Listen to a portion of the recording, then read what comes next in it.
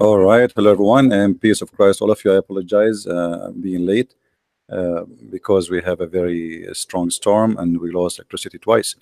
So I hope I will not lose it again. But in case we lost it, I will go live again. I hope so. Uh, we have a Muslim, Muhammadan, who made some comment, and we are going to answer those comments. And I encourage always the Muslims to do better work and to try their best to answer me or to refute me, whatever you want to call it. We have a guy here, a Muslim Abdul. He called himself Tom Christ, and I don't know what he don't call himself Tom Muhammad. Uh, Look what he said. Hello, Christian Prince. A while ago, challenged Muslims to bring prophecy of Prophet Muhammad prophesied yesterday. I'm giving him a couple of prophecy, and he twisted the facts about them. I will again mention them here because he did not refute those prophecies. He says, غلبت الروم في أدنى الأرض وهم من بعد غلبهم سوف يغلبون, in English, and he did not translate. I don't know why.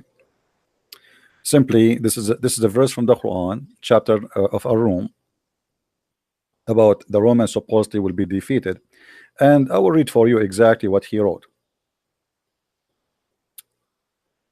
I'm trying to zoom in so you can read with me in your small phone or small screen. He says, regarding these ayat, the Surah Ar-Rum, which talks about the battle happened between the Persian and the Roman at the time of Muhammad. Christian Prince claimed that the word Adna mean the nearest, that mean Jerusalem, mean who is the one who claimed? Christian Prince, which is absolutely false, because Adna means the lowest point of the earth. Okay, according to who the word Adna mean the lowest point of the earth?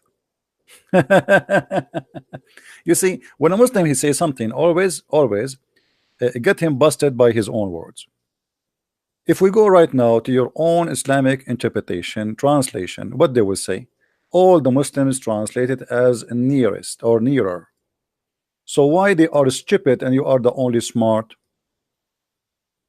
This is a translation. I will change translation, by the way. Maybe this is Biktal. Let us say Biktal is a donkey. He do not know what he's talking about. We will go to Maududi. This is a modern one. The Muslims they like him a lot because he is a moderate translation. So he tried to defend the Quran and fabricate. We will use it just to see what Maududi will say. Okay, neighboring land. This is the Maududi. This is Mr. Doody himself. Okay, forget about Doody. We will go to Mr. Which one you want? I mean, just tell me who is a Muslim here in the text. Just give me a name you want. I mean, who? Let me see the chat. Hold on. Hey Muslims, what translation like me to show you? What translation you like? If there's any Muslim here, what translation you like me to show you? Albary, Ahmad Raza Khan, Ahmad Ali, Shish Kebab, Hummus. I mean, oh, whatever you want. Customers come first. Anybody want? What is no translation, not interpretation. We are saying translation of the Quran yet. Muslims, what translation you like?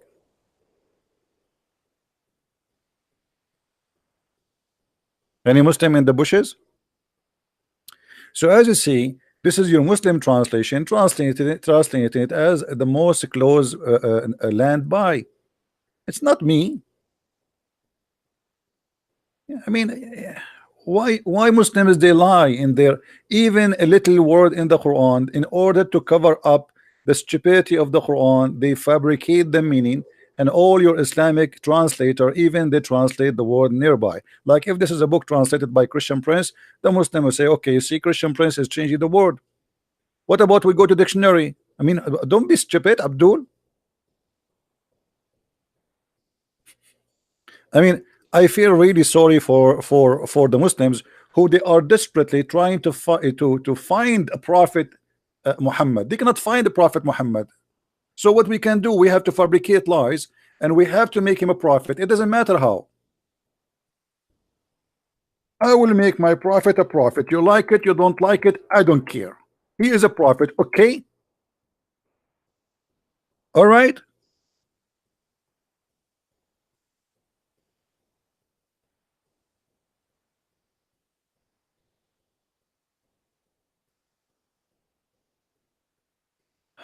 Let us go here.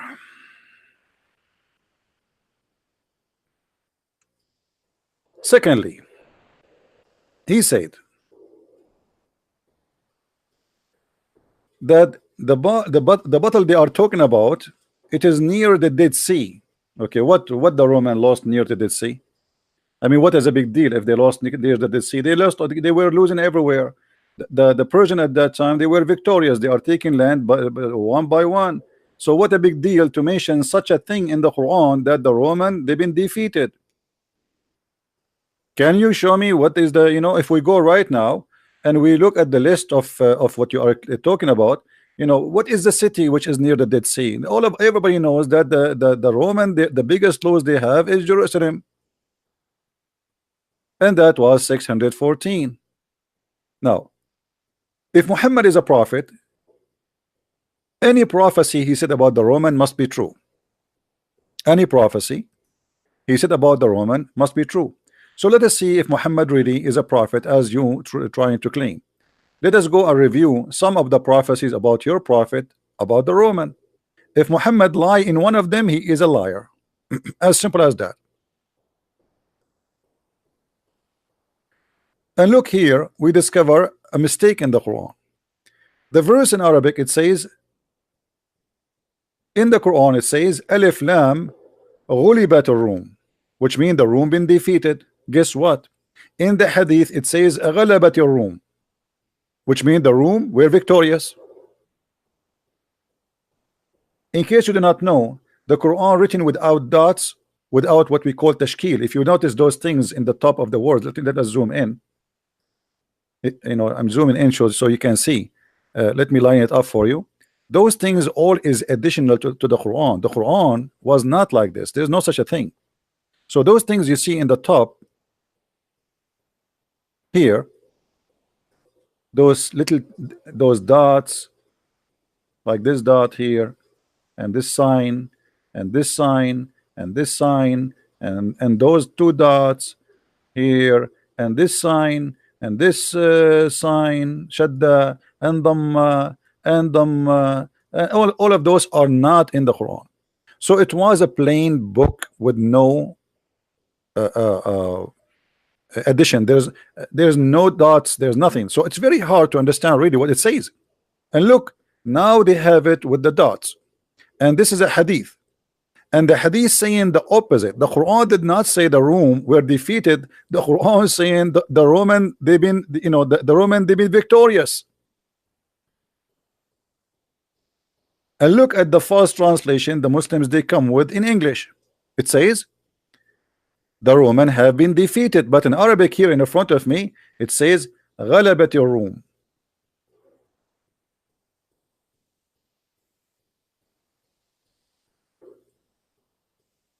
And again the translation repeated for the same sentence here, غلبت الروم, not غلبت الروم. And here it says the Roman they became victorious. This is what it says. So let us go and read some hadith and laugh together at the false prophet who he claimed to be a prophet.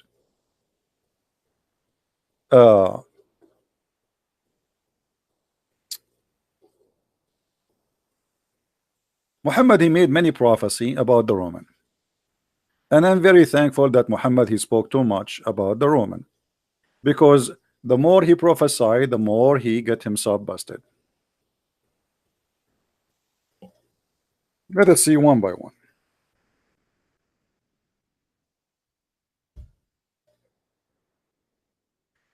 Muhammad he claimed that the judgment day will not come until the Roman are the majority of mankind. Do you see it, Abdul? Number one population in the world should be the Roman, according to your prophet. So the judgment day will not come until the Roman became the major population in the world. Do you see it? Your prophet got busted again. So Muhammad he think there's no way this Roman Empire will disappear. I mean, come on. So it's going to grow and grow and grow, and they will become the major population of this earth. Now, is that true? You see, remember, If a person he made a prophecy and the prophecy turned to be a lie, this is what the Bible says, by the way. There's two conditions to know a prophet he is a false prophet. Number one, he prophesy in the name of the wrong God, which means not our God. Number two, if he make a prophecy and the prophecy did not come to be true. Now, where is the state? Where is the country? It's called the country of the Roman, which is the major population of the earth. Is that China? Is that India? Is that Indonesia? Huh? What is the major population? Obviously, Muhammad, when he made this prophecy, he was taking too much hashish. But I understand he's a false prophet. In his time, the Roman, they were occupying a huge part of earth. So why he will not think this way? It's very normal for a liar like Muhammad to think in such a way and to predict something already happening supposedly at that time. Because at that time they were the major population. Let's say they are controlling the major population of the world, but they are not really a major population. So Muhammad, by predicting such a thing, he just again proved to us that he is a false prophet. We don't even have a country. It's called the Roman Empire no more. What is the Roman? Obviously, Muhammad is a false prophet. Let us continue. Muhammad, he prophesied about attacking Constantinople. All right. Now let us see what Muhammad he said, and let us laugh together. We were engaged in the battle of etc. and okay. Okay. And then here, let us go down to see where Muhammad is speak. Actually, this one is very long. Hold on. Let us take something else, something easier. Something easier. Okay, this one is better. And this is Sahih too. All right. No. The last hour would not come until the Roman would land in Al-Amak. Where is that? Or in Dabiq. So this is a sign of judgment day. If the Roman they land in Dabiq, the judgment day will come. But the Roman they land in Dabiq many times. Now he continue saying, and when they do that, an army will come from where? From Al-Medina. What Medina? Is Medina is a country by itself? So an army will come from where? From Al-Medina, and between them the best of mankind. But there is no Roman Empire no more to come from Al-Medina. This is a sign of a judgment day. I mean, do you see how stupid this prophecy is? We don't have them no more. What Roman Empire? So Muhammad he claimed that the Roman will attack, and this is a sign of a judgment day, and the best of the Muslims will come from the Medina, and they will go to fight them. And look what will happen. And then the Roman would say, do not stand between us and those Muslims who took prisoners from among us. Let us fight with them. And the Muslims would say, nay, by Allah, we would never get aside from you and from our brothers, that you may fight them. So now the Roman they will attack the brothers of the Muslims. Who are they? Let it go. Now they then will fight, and the third part of the army would run away, whom Allah will never forgive. So third part of the army of the Muslims will run away as usual, the same as we do with Israel. And then which will be constitute an excellent murder of Allah, and would be killed. The third would not. So the third of the army will be killed. The third will be killed, and the third will run. Okay, so that's mean the third will survive, right? Okay, and then they would conquer Constantinople. All right, and then they will be busy distributing the spoil. But this is the army will come from Medina. Constantinople is already they changed the name. They call it Istanbul. The Abdul in his post, he said this is about judgment day, which means the Muslims will occupy it again. You want to occupy it from the Muslims again, and there is no Roman. What Roman? And not only that, Muhammad he claimed that when you occupy Constantinople, that the Dajjal, the false Messiah, will come right away. All right, read carefully. And after hanging their sword by olive trees, the Satan would cry that the Dajjal has taken your place among your family, and they would then come out, but there would be no avail. And then he would come to Syria. He would come out while they are preparing themselves to the battle, drawing up the ranks. So the fight between the Roman, which was going to take between the Roman and between the Muslims, is in Arabia, or in the border of Arabia, not in Constantinople. But anyway, so here, after the attack and supposedly they want to take Constantinople, suddenly the false Messiah will come. And then when the false Messiah come, the Messiah, he will land in Jerusalem in the elevator. Is called the elevator of Damascus.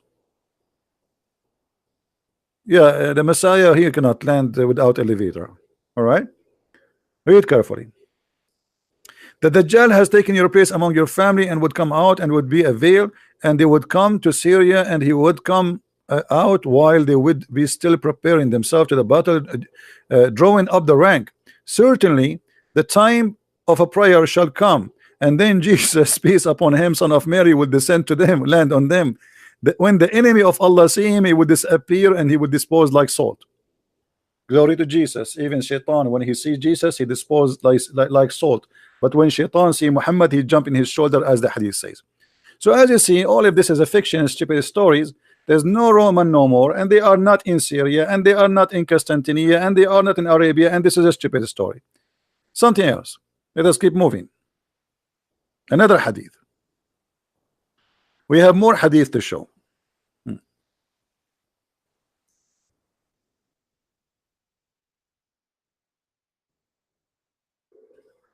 According to Muhammad, the Jews, they will attack the Roman. Who? The Jews will attack the Roman. How is that will happen? The Jews will attack the Roman?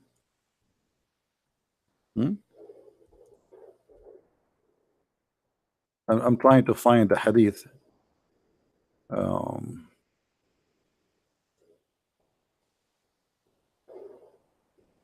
Let us see if we can find it. The Jews will attack the Roman. I really like you, Muhammad. Let's see. Oh, hold on before we jump. Oh, okay. When the Muslims, when the Roman, they were victorious again. They were victorious according to the hadith here after the battle of Badr. But the battle of Badr was 624. So this is past the 10 years Muhammad he spoke about, or 9 years, sorry. 620 after 624. Read carefully with me. Abu Sa'ad narrated that the day of Badr, the Roman had victory over the Persian. So the believer pleased by that. Okay. So now we got a date from the Muslims saying that the Roman, they were victorious again by the fight of Badr, according to the Muslim, not according to me. Remember, on the day of Badr, the Roman had a victory over the Persian. So the believer were pleased. And by the way, why the believers were pleased? Here there is some kind of mystery in the story, because if the Roman are kuffar and they are the enemy of Allah, and even Muhammad, he wanted to kill them all. So why the Roman, if they are victorious, Muhammad and the Muslims are pleased? Any Muslim can answer that? Why will be pleased? Why the believers will be happy with the victory of the Roman over the Persian? Are you Roman? Is the God of the Roman is your God? Their God is Jesus.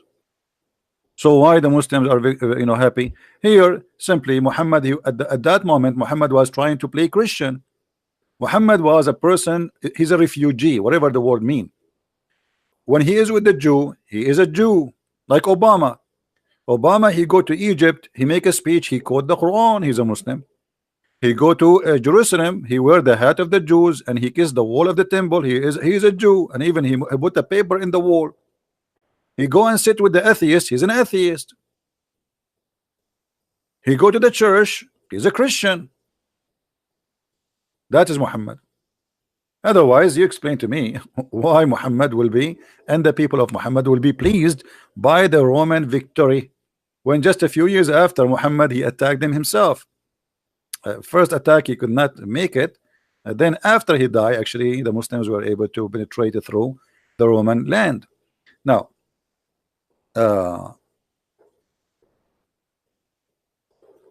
five things have passed, i.e., the smoke, the defeat of the Roman, the splitting of the moon. All right, the splitting of the moon, and read carefully with me.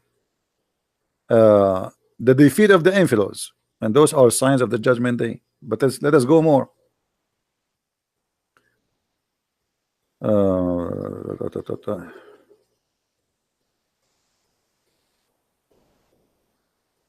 The Roman will enter Syria and stay for 40 days, and no place will be saved from them but Damascus and Oman.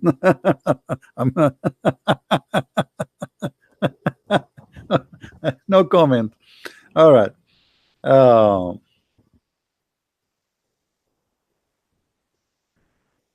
Read carefully with me here. You will fight the Arabian Peninsula, and victory will be granted by Allah. Then you will fight the Roman, and victory will be granted by Allah. And you will fight the Dajjal, and the victory will be granted by Allah. And then Jabir said, Dajjal will not appear until you fight the Roman, which means this is the last thing to happen. But there's no Roman no more. Let us continue. I want to find a hadith where Muhammad, he says that you will fight, the Jews will attack the Roman. Hold on, let us see.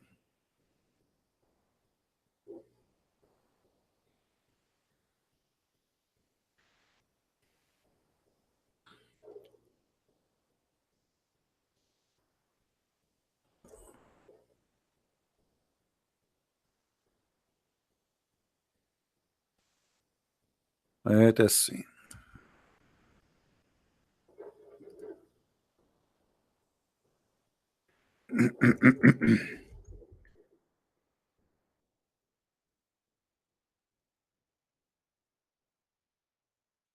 There's a hadith, I just remember it, where Muhammad, he claimed that 70,000 of the Jews, they will attack the Roman. What is, I mean, how in the world Muhammad, he say such a thing? Too much hashish. Let us see. And as you see, Muhammad, he is stuck with the number 70,000. Everything 70,000. 70 versions, 70, you know. 70,000 angels, 70,000 people will enter the heaven without his like a judgment, as you see. Let us see, I'm trying to find it.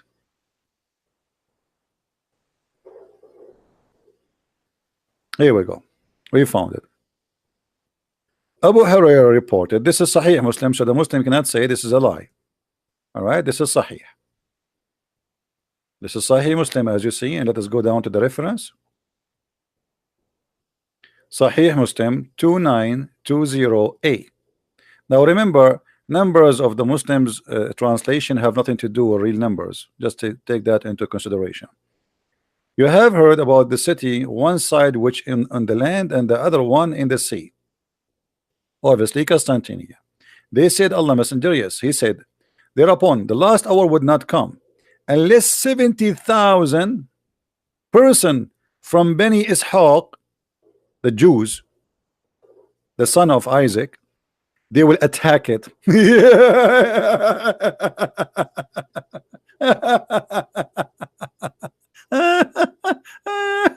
I mean, this is a nice one, huh?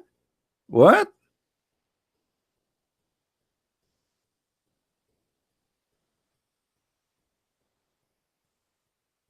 Bani Ishaq? And who is Bani Ishaq? And by the way, those Bani Ishaq, they will say Allah is a great.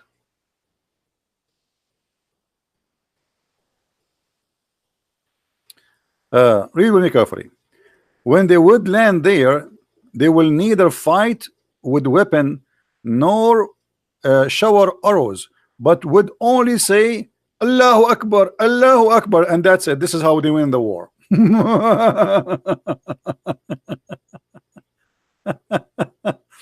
All right. And I think he said the part of the side of the ocean, and they would say the second time, there is no God but Allah, no God but Allah. And okay,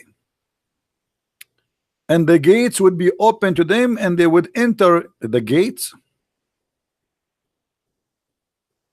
in the judgment day. There's gates to enter into Constantinople.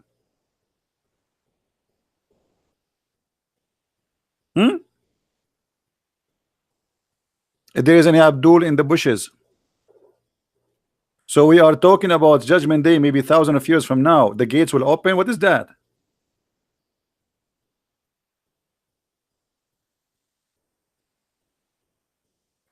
So when a Muslim he tried to make as a prophet, we die laughing. This is a joke. Especially when you're a prophet, he says that the judgment day will not come until the Roman are the majority of mankind. That alone is the biggest lie ever. Right?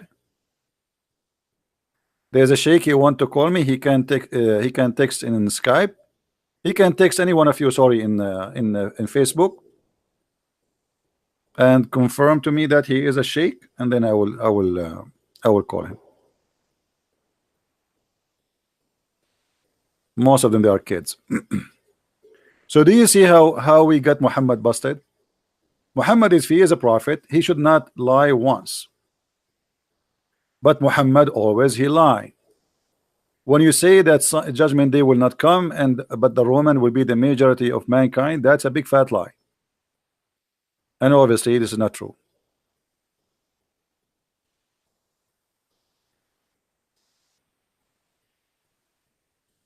Post for us your Skype, the one who claimed to be a sheikh. Sorry, post for us your Facebook. Post in your Facebook first that I changed to Christian Prince now, immediately, and post your Skype there, and post the link for us, and I will click in it. I will go there to your Skype, or so to your Facebook, sorry, or the admins will check that, and if you are really who you claim, we will call you immediately. So let us make it clear. A liar is a liar. If you lie once out of 10, you are a liar. If you lie twice out of 10, you are a liar. If you lie 10 out of 10, you are a liar. And Muhammad, he lied 20 out of 10. Name for me one thing Muhammad he said of all those things is not a lie.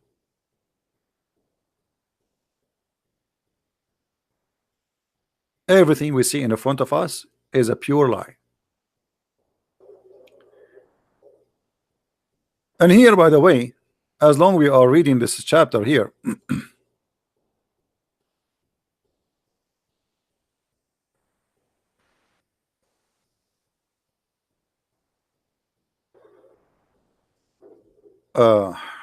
you will see the Muslim how they fabricate translation in order to cover up the stupidity of the author of the Quran. Here it says, so glorify Allah. It doesn't say that. It says a glory to Allah. You see how they change translation? There's a huge difference between so glorify Allah, which means as an order for you to glorify, or if it's saying Subhanallah, praise be to Allah. Allah is saying praise be to Allah. How stupid that is. But always the author of the Quran, he forget to switch between him and Allah, and that make it funny. This is why, you know, I'm working in the translation, in the Quran translation, so everybody will see the real translation for the Quran. Now, any other Muslim here, he have a prophecy made by Muhammad, so we can get it busted. Anyone?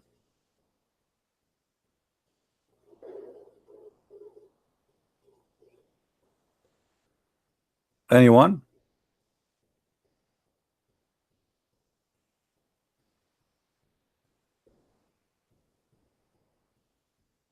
Let me show you a prophecy of Muhammad in the Quran.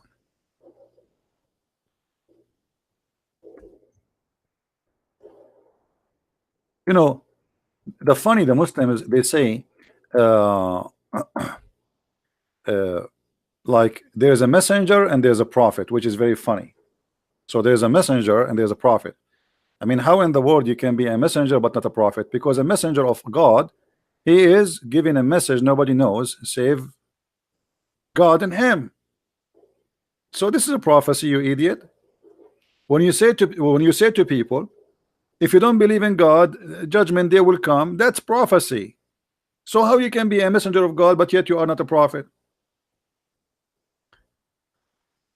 Because the real prophet, by the way, is God himself, because the prophecy is coming from God. The prophet in earth is just a man who present, or let us say who delivered the prophecy to the people. So we call him a prophet, but the real reality is anyone who deliver a message from God, he is prophesying to the other people. Now, if we go and read the Quran and try to find something smart about Muhammad in this book, Muhammad prophesying in the Quran, like what? Muhammad is the only one knows that hail is coming down from mountains in heaven. How Muhammad he knew that unless he is a genius prophet?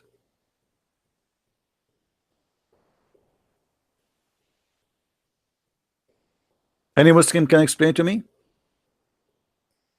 Allah he sent down hail from the sky out of mountains that are in it.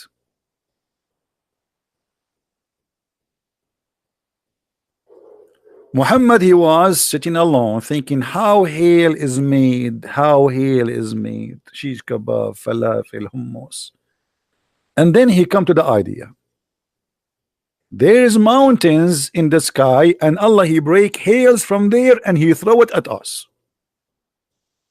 Do you see it, Muslims?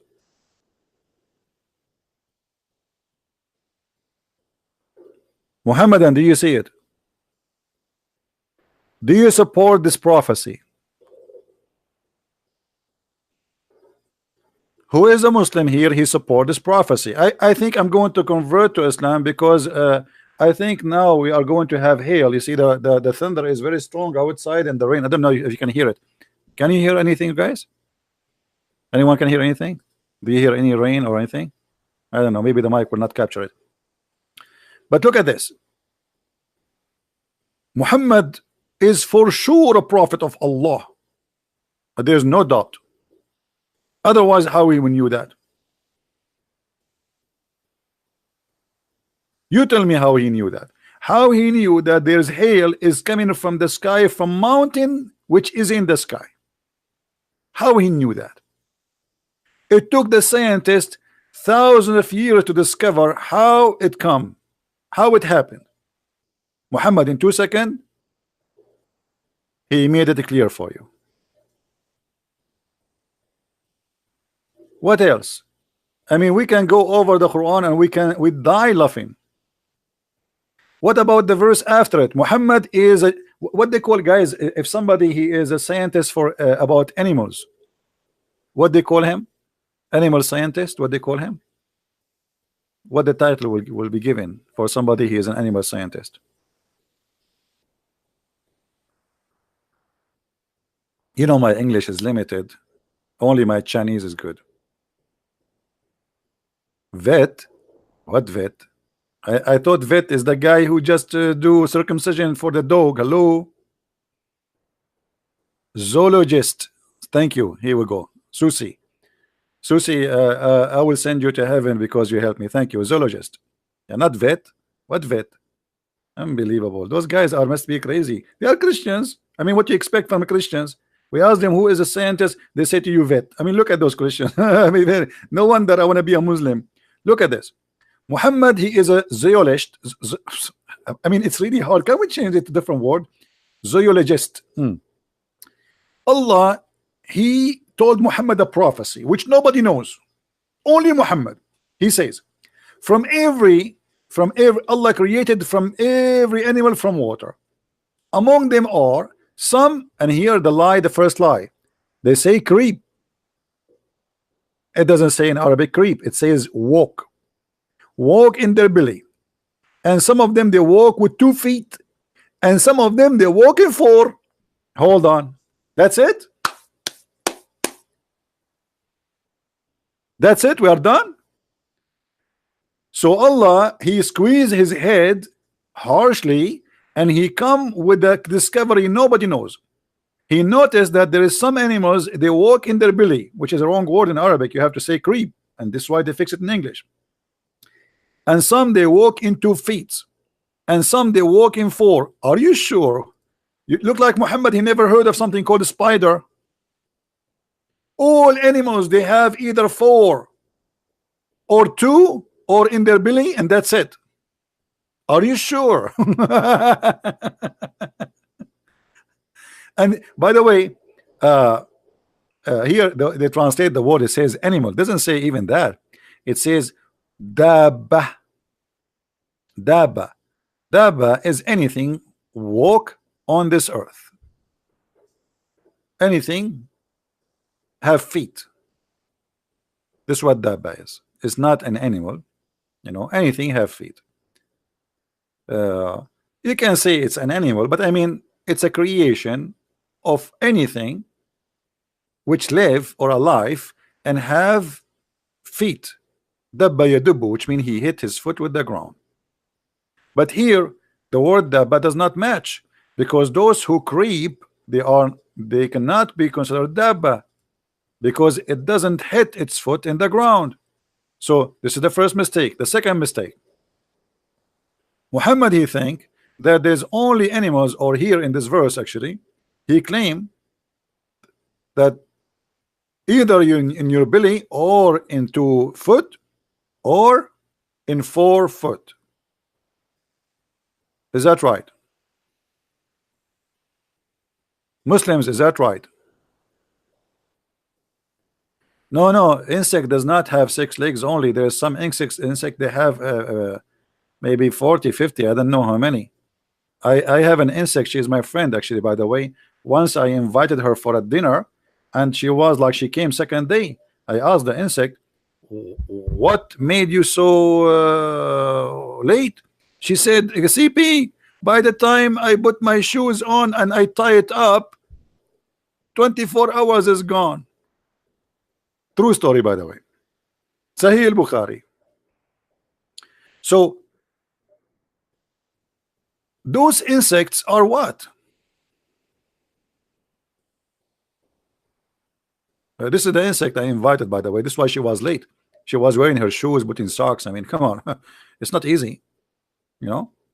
So Muhammad, he claimed that those are just you know, there's only either 2 or 3 or 2 or 4.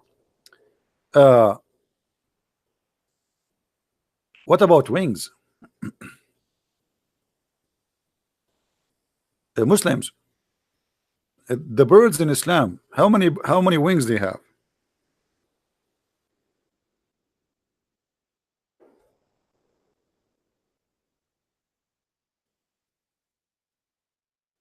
Any Muslim have an idea?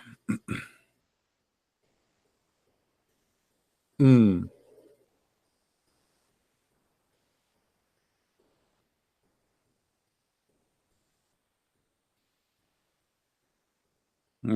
Okay. I know where is the Muslims. Where is the Muslims?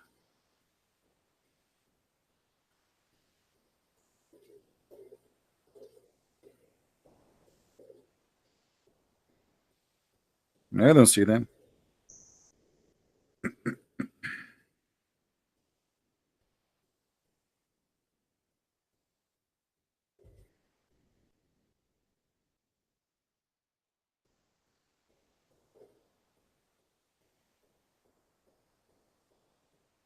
Any Abdul?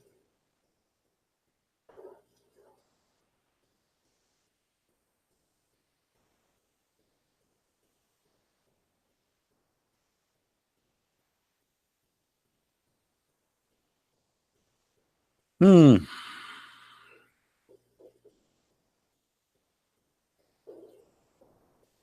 I don't know. I'm really disappointed. I thought well, I will find some kind of resistance here. But I don't know. Like the Muslims are leaving Islam left and right, and nobody have an answer. I'm going to make a prophecy. I think the majority of mankind, before the judgment day, is going to be um, the Amish. I mean, lie. I mean, who care? Lie as much as you want. Claim to be prophet. Who is going to live from those who are here until judgment day? I will be dead. They will be dead.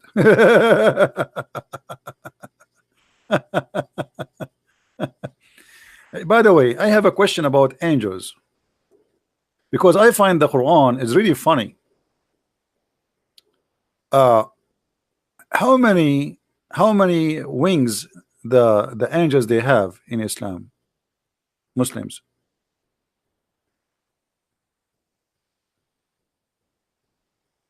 Abdullah Raboja.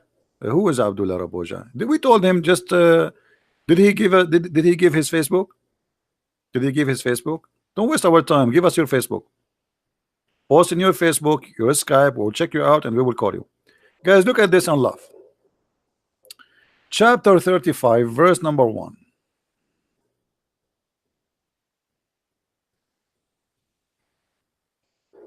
We appointeth the angels messengers having wings 2 and 3 and 4.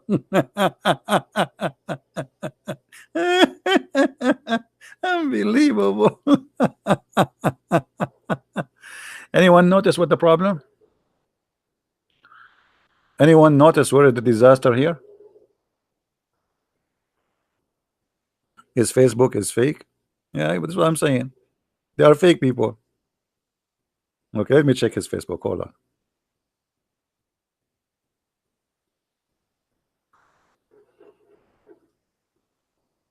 on. This guy he just created Facebook 2 days ago. Well, 1 minute ago.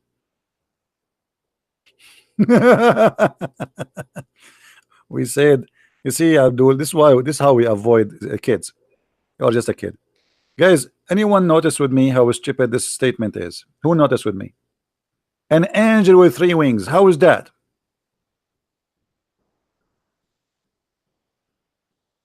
Any Muslim have an idea? We have angels with 3 wings. Wings.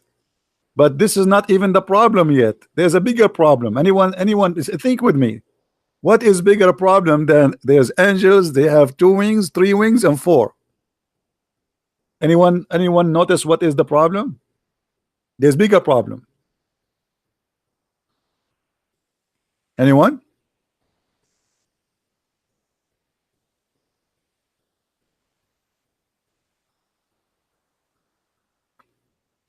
Any Abdul? There's a bigger problem. No. Forget about how he fly. Allah will make him fly. Don't worry. Is it Muhammad? He says that the angel Jibril have 600 wings. The Quran confirm that there's angels who Allah he sent them down to the earth. Only one of those 3 kinds. Either they have 2 wings, 3 wings, or 4 wings. So how Jibril have 600 wings? Do you see how we got Muhammad busted? He's a liar. Let us go to the hadith and laugh together.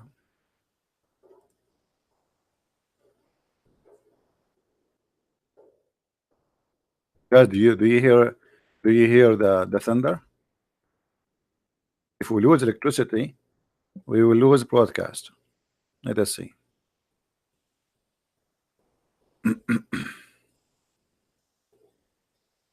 The Prophet said that he saw Jibril and he had 600 wings. Do you see it?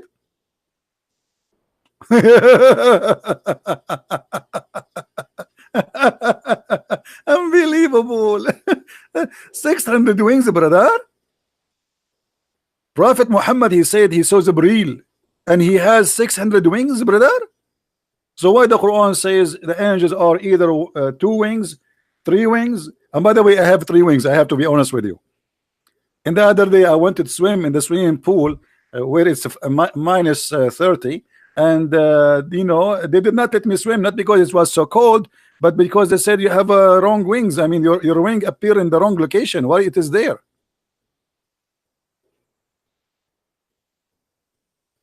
And this is Sahih. The Muslim, they cannot say it's a lie. It's a fabricated hadith. This is Sahih Muslim, and we can show it. You're from Sahih Bukhari. So how the Quran says that Allah he sent angels either have two wings, three wings, four wings. Let me draw the angel who have three wings. Hold on.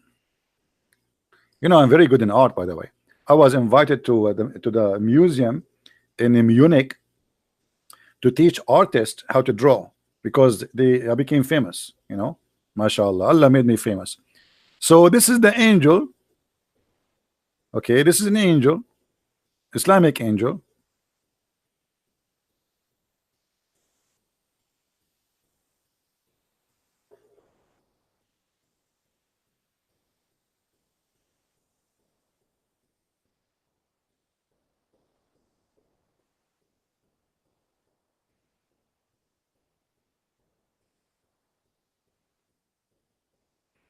And now he have three wings.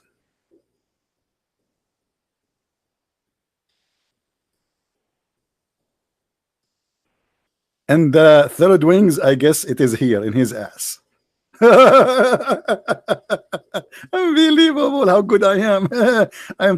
I'm sure my mother, she will be proud of me when she see me doing that. Unbelievable. I mean, look at this. Let me put my signature so nobody will you know, take it and print it and claim copyright over it. I will make my signature in Arabic, so you cannot steal it from me. Okay, here we go. Now it's secure and signature here. Okay, what is that? Even the word is not right. Okay, Alhamdulillah.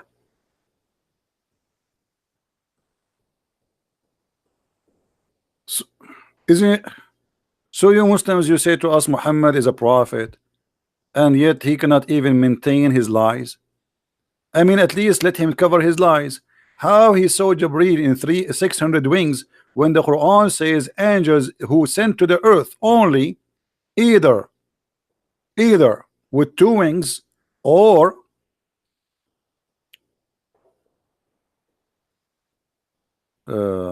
connected. I think Sahih Christian is trying to buy my draw, my paint for $3. Let us have an auction here. Muslims, how your prophet he says that he saw Jibreel with 600 wings when the Quran says with the clear words, as you see, it's not my words, that all the angels who Allah he sent them down to the earth either have two or three or four wings.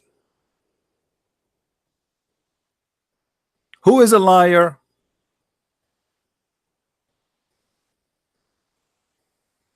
Any Abdul? So they are working hard trying to make Muhammad a prophet, but it's not working.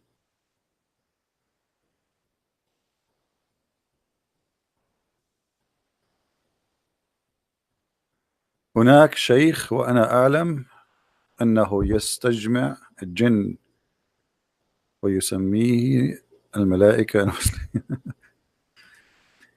Any Abdul? You can answer in text if you want.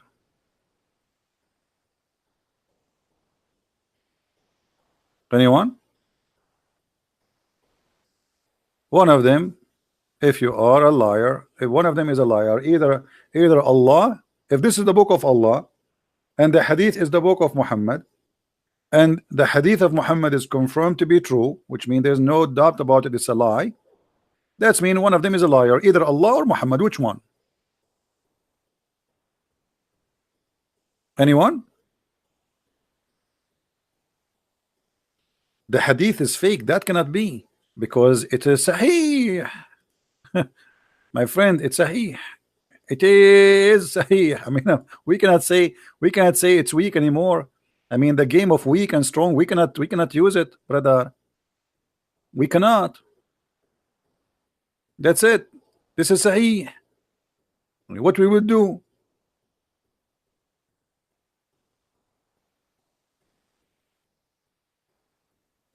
Mimi Hijab will debate Edward Tabash. Who is Edward Tabash? I don't know who's that guy.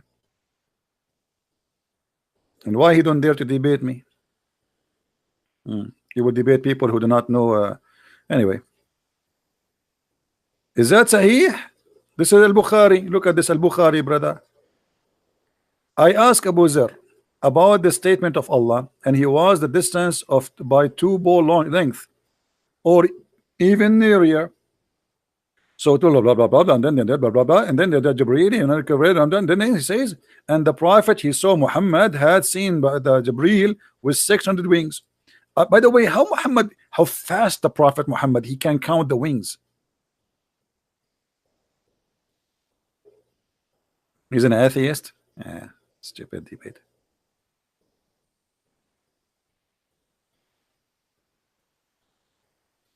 Any Abdul?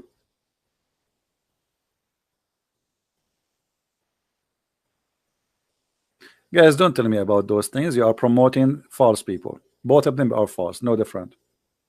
A Muslim is a false, an atheist is a false. So what you are promoting is stupid. Two stupid are going to debate about their stupidity.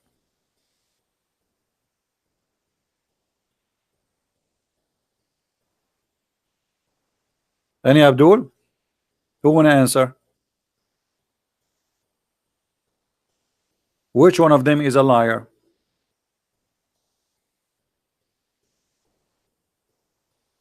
Even, by the way, even Aisha, she said the Prophet he saw Jibreel and he have 600 wings.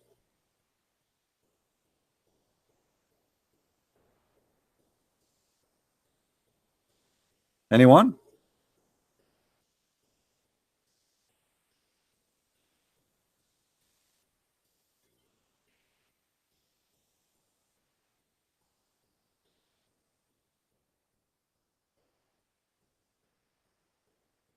Who is a Muslim want to answer? And you know, we can keep showing you tons and tons and tons of reference of Muhammad being a false prophet. I mean, there's things almost we repeat every time because it's very funny, like this one. This is my favorite actually of the Prophet Muhammad. That's why since I did read this hadith, I stopped calling him Prophet Muhammad. I start calling him Dr. Muhammad. I mean, how the Prophet he knew this? If the women have orgasm first, the baby will be a girl. If the father have orgasm first, the baby will be a boy. How we knew that? There's no way this is a false prophecy. This is a true prophecy.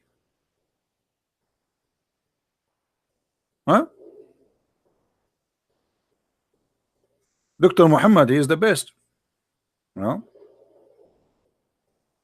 Dr. Muhammad, he knew everything.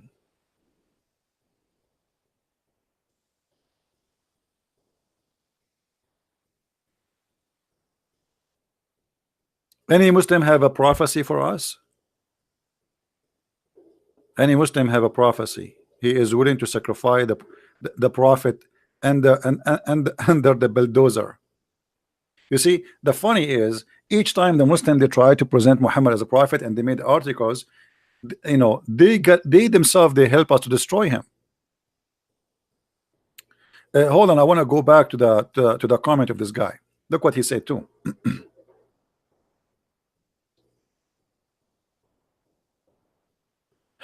The Prophet of Allah said, which one of the cities is going to be open first? He said Constantinia or Romia. The prophet said the city of Hercules, which mean the Constantinia. Hold on. But Muhammad, he said that the sign of the judgment day is opening the Constantinia, not the opening of Rome.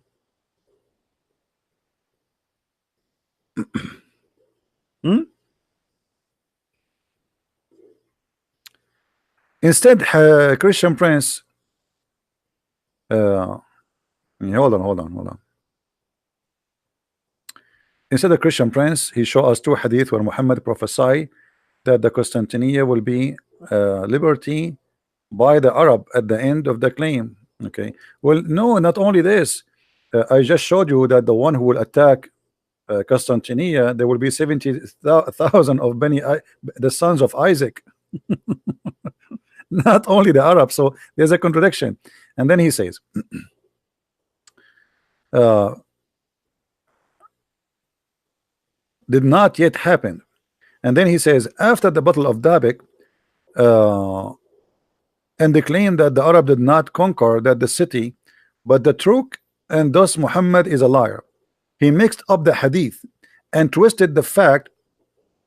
Ask any Muslim scholar, he will tell you that the two hadith he mentioned did not happen yet. For sure did not happen yet. That's why we say your prophet is a false prophet.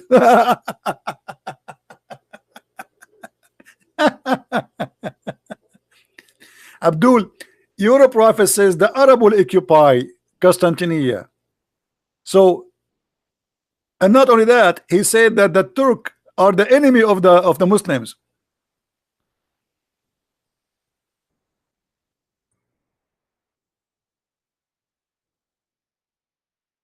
Read and laugh. Your prophet said, let the Ethiopian alone as long they left you alone, and let the Turk alone as long they left you alone. The Turk are not Muslims, and Muhammad never predicted they will be Muslims. And he claimed that judgment day will come and he will fight the Turk. So signs of the judgment day is fighting the Turkish. Do you see it, Abdul? This is Sahih Hadith. Read, Abda, brother. Read. Read, brother.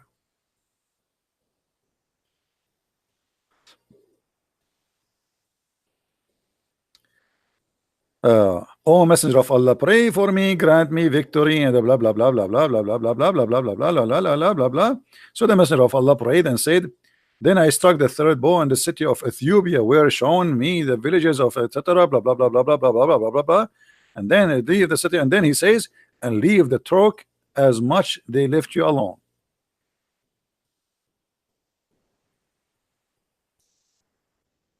Different hadith.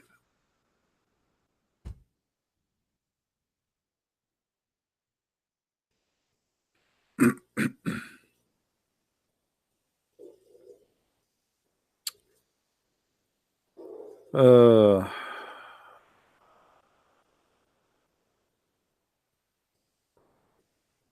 trying to find the hadith about the Turkish. Hold on.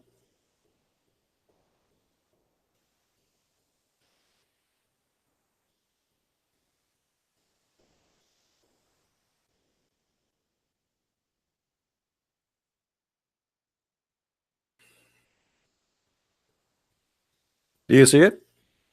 So Muhammad, he claimed that the Turkish will not be Muslims until the judgment day.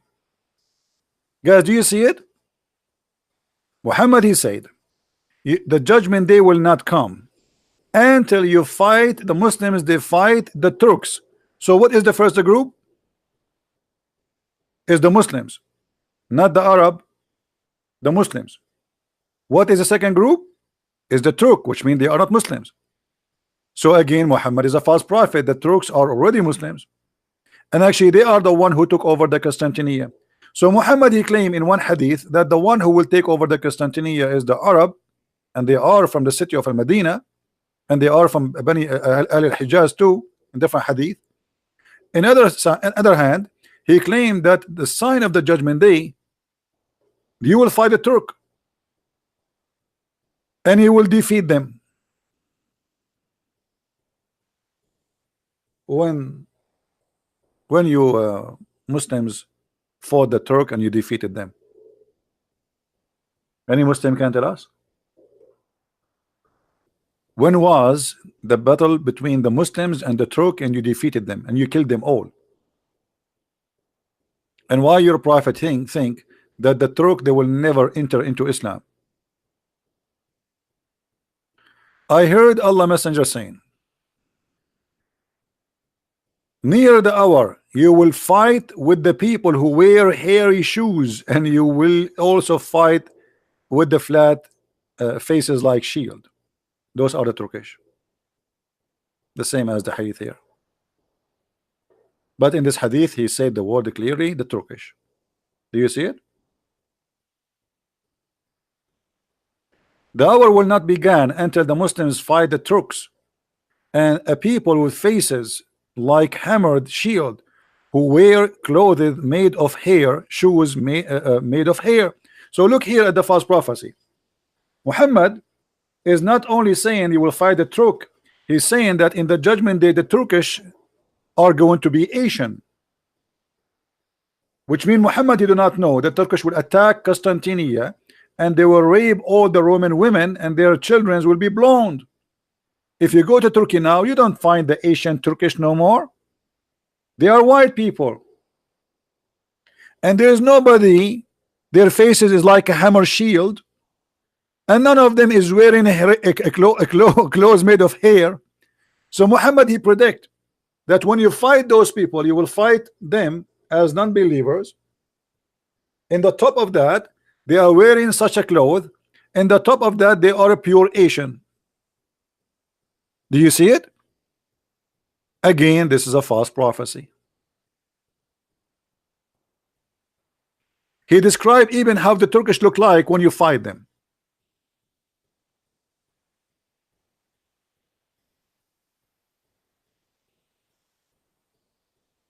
Any Abdul?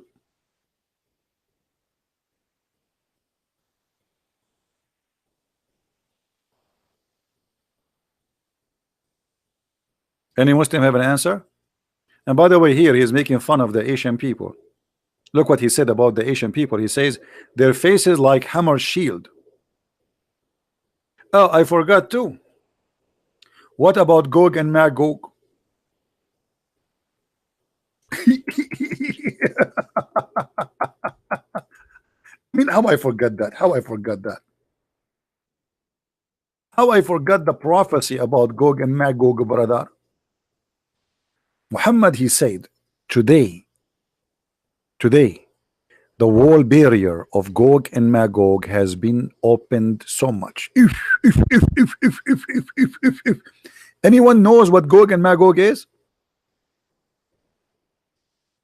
Anyone knows what Gog and Magog according to Muhammad?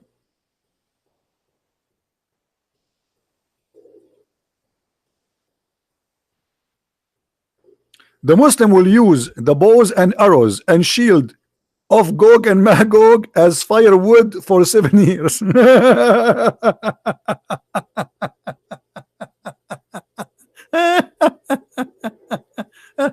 Remember, this is in the judgment day. The people of Gog and Magog, by the way, for those who do not know, they are not a human.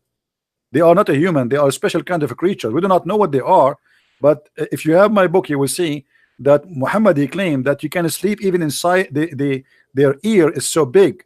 So when they want to sleep or they want to have sex with their wife, they go sleep inside their ear. Have you ever heard of somebody sleep inside his ear?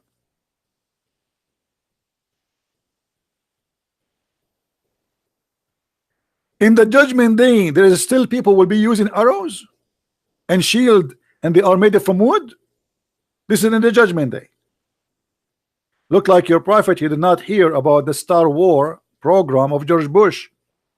You're a prophet, you did not hear that the Russian now, they have weapon, they can burn the earth 50-60 times. What would? This is judgment day, my friend.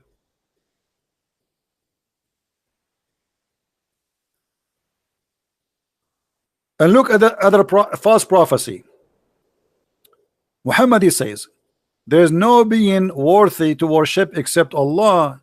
There is a destruction in store of for Arabia, for a turmoil which is at hand, which means Muhammad saying, now the torture is coming. The people of Gog and Magog, they are coming. Allahu Akbar. They are in the corner. Look, read it. Do you see it? Muhammad, he predicted that they are there. And he says, the barrier between Gog and Magog has opened so much. So he's warning the Arab, be careful, they are coming to you. And he says, Abu Sufyan made a sign 10 with the help of his hand in order to indicate the width of the gap, and he said Allah messenger would be perished in spite of the fact that where would be good people among us.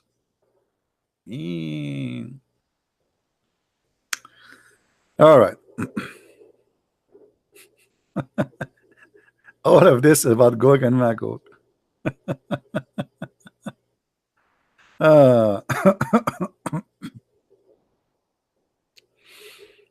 Okay. You see, all false prophecy. By the way, for those who do not know what Gog and Magog, the Quran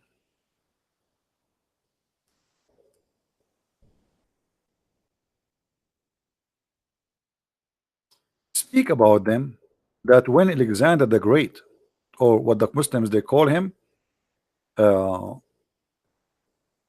Zulqarnain, the man with the two horn. And the reason he's called the man with the two horn, because simply when he invited his people to convert to Islam, his people, they did beat him with the hammer, boing, in his head, and he got the first horn. And then Allah, he resurrected him from death, and he sent him again to his people. So his people again, they hit him in the other side of his head with the hammer, boing, and he got the second horn. True story. Now, here is Al-Qurnain.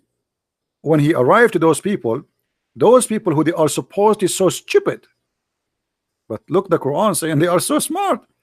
Just to show you the stupidity of the author of the Quran. When he reached the place between the two barriers, he found between them people who could hardly understand the word. Now here they put if his language, that's a lie, because لا يكادون يفقهون قولا, which means they can't even speak. And then suddenly they say, Zulkarnain, indeed Gog and Magog are causing a disaster in this land. Shall we pay you a tribute in the condition that you build a barrier between us and them, brother? Suddenly Zulkarnain became a contractor. I thought he is the one who conquered them. How somebody he conquered them, he is going to be hired by them. And now Zulqarnain, he said, okay, I will build for you a bridge between you and them. Muslims.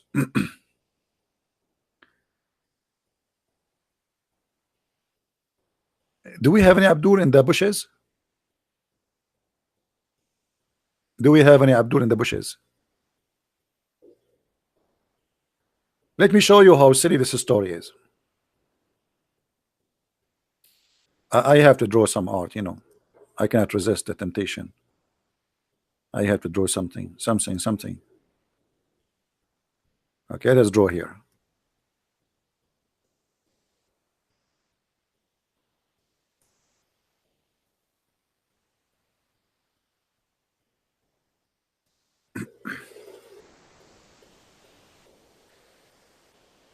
If we draw here,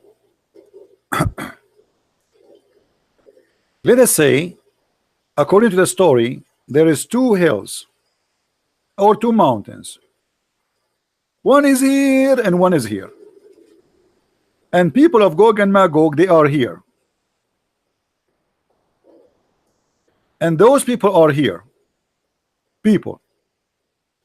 So Zulqarnain, he built a dam between them and between those people, so they cannot go through.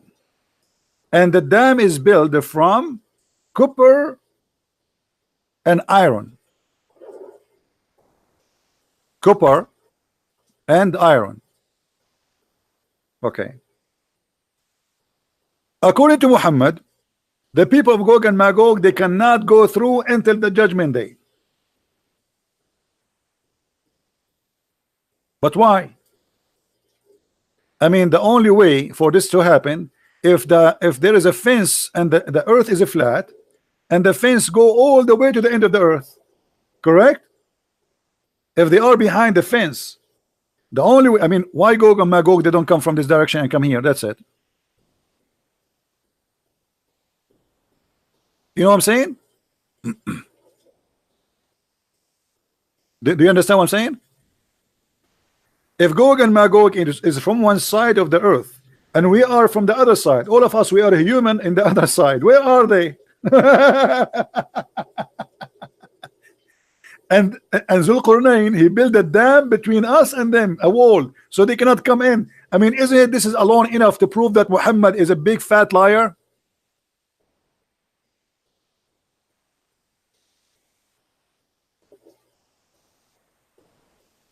Isn't it enough to prove that this is, or Muhammad is a scam? Where is Gog and Magog, which there is a dam between us and them, and they cannot penetrate it through?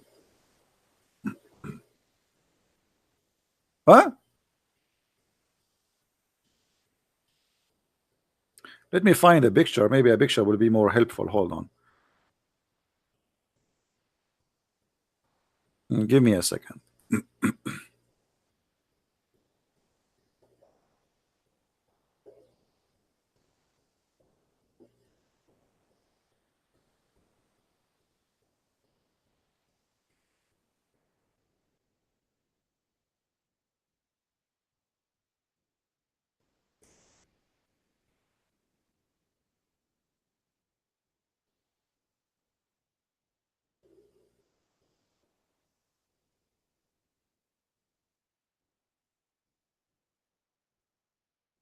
Okay, look like I am going to find the perfect picture for this uh, story.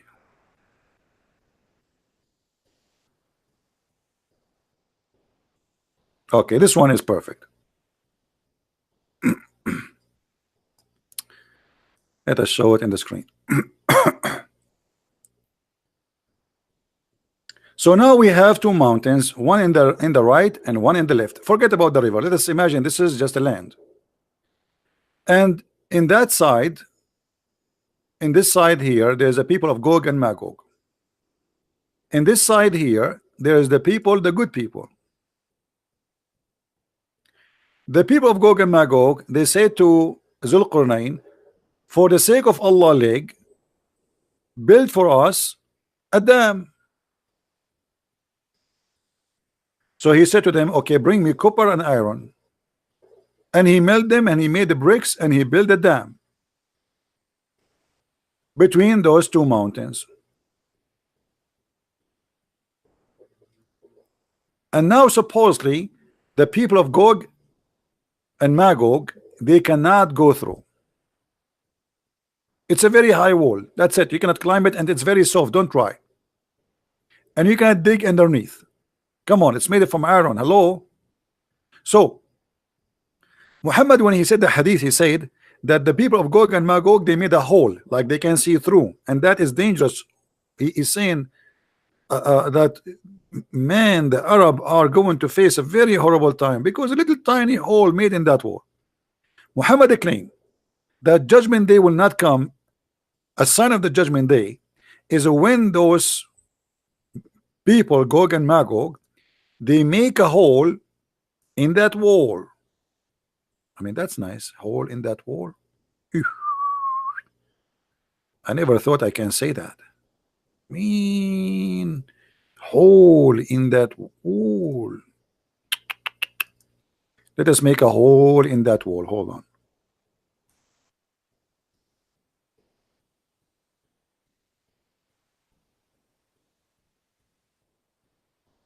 Yeah. So this is the wall, brother. And the wall is covered up by iron, brother, and copper. So they cannot go through. That's it. But the people of Gog and Magog, they are trying every day. And there's, by the way, there's a story told by Prophet Muhammad, and he never lied. Prophet Muhammad never lied. All of us, we knew that. He never lied. Anyone remember it? He says that the people of Gog and Magog, every day they dig in the wall. And then when they come in the second morning, they find that the digging is fixed by Allah. They dig, Allah fix it. They go to sleep, they come in the morning to continue working. They found the hole. Like, let us see, they make a hole here. Huh? Oh, no, hole. They are digging here. Oh, here. They make a hole here. Huh? But it's not enough for them to put their head yet. It's like enough, small. I mean, but they can see through, but they cannot go through it. And now they go to sleep.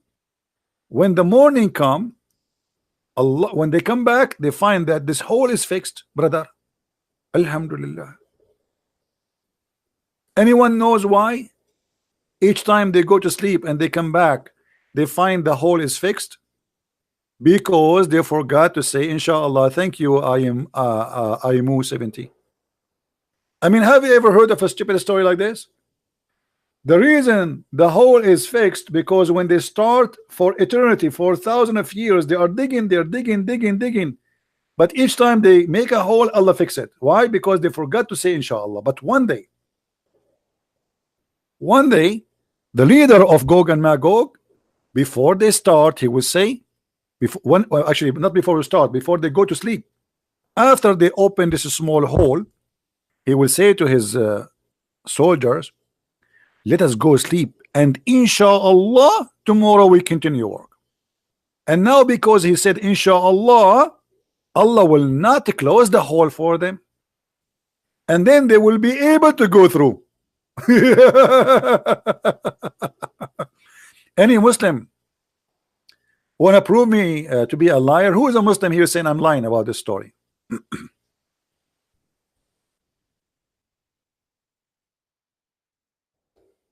Huh? Who is a Muslim? And I hope it will not lose the power. This thunder is going crazy.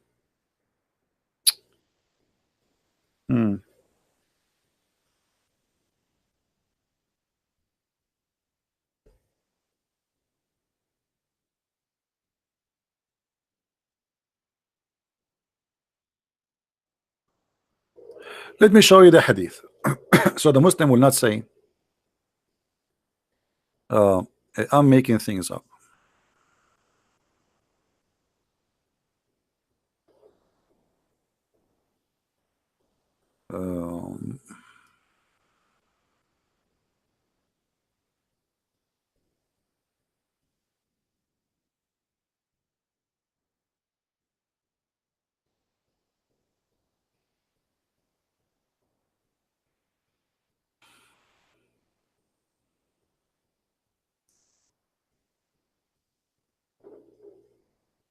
Okay.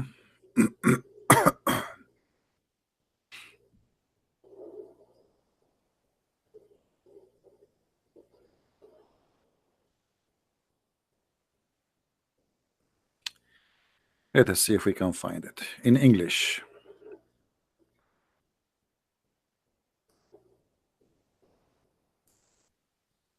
This is the issue. Always you have to find things in English because none of you, or maybe few of you. Here we go. We found the story. Alhamdulillah. Thank you, Satan. Thank you, Satan, Allah, for helping us. Abu al-Hadith, Abu Huraira. Abu Huraira, by the way, for those who not know what Huraira mean cats. Like when you spoil cats, you call them Huraira. So he is the father of cats. Abu Huraira reported from the Prophet SAW FMW Mercedes-Benz regarding the barrier, chapter 18, verse number 93. They excavated each day until they are just about to penetrate, almost there. Their leaders say, go back, that you cannot penetrate it tomorrow. I mean, how smart this leader is. They are almost there. I mean, come on, let them finish, Abdul. Why you are being stupid? I mean, every day for eternity you are doing that, and now you are almost there. You say to them, go home, tomorrow will come. So he will say to them, Go back, go back. Let us change the color. Hold on. This color is not good. Yellow. Which color you like, guys? This one, this one. Go back so that you cannot penetrate it tomorrow. He said, but Allah will make it return just as it was. If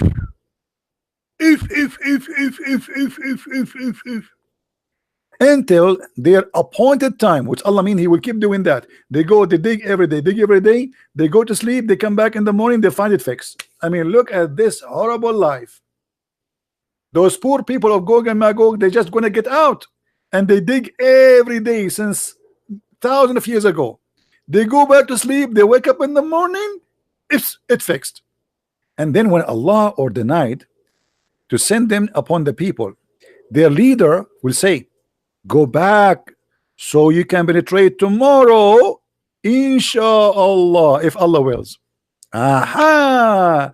This is the password which was missing from the beginning, from the story. If he say inshallah from the first time, this idiot, he will be able to get it through. But the stupid idiot, the leader, he keep forgetting to say inshallah. Do you see, brother, how important to say inshallah? Even Gog and Magog, they are Muslims. Hold on. How Gog and Magog, they are bad, but they are Muslims? Any Abdul? How they are evil, how they are disgusting, how they are bad, but yet they say inshallah.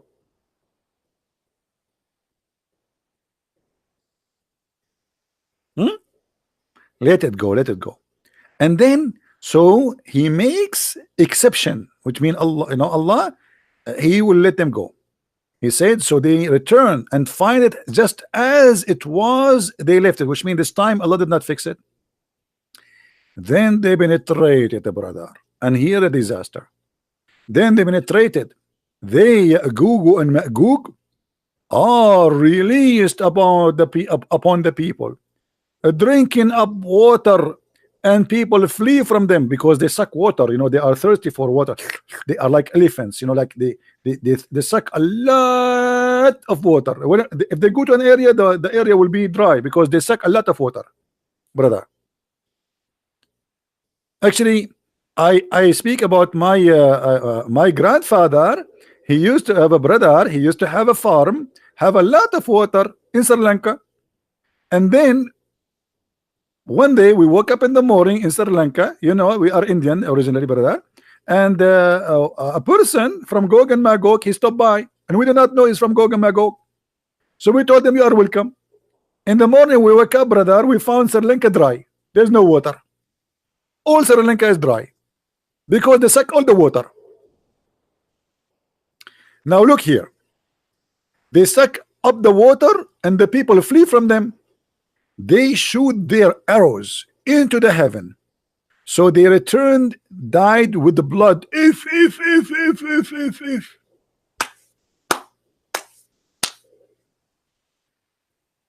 What is that?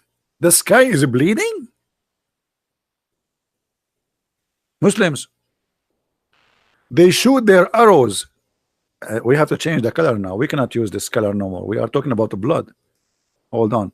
So they shoot their arrows, brother, at the heaven, and the arrows return died with the blood. And they say, currently, arrogantly, we vanquish this earth. Let us demoniate and the inhabitants of the heaven. Now they want to take the heaven too, so they finish the earth. Oof. So the whole earth, brother, is controlled by Gog and Magog.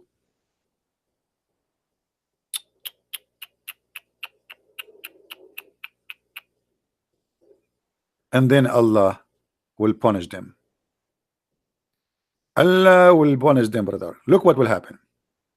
Allah will send upon them like missiles, attaching to the knob of their necks, destroying them. He said, by the one who is hand of the soul of the Prophet Muhammad, the beast of the earth will become very fat and bloated with milk from their flesh. Anyone knows what is the beast of the earth Muhammad is talking about? Anyone knows? Who knows what beast we are talking about?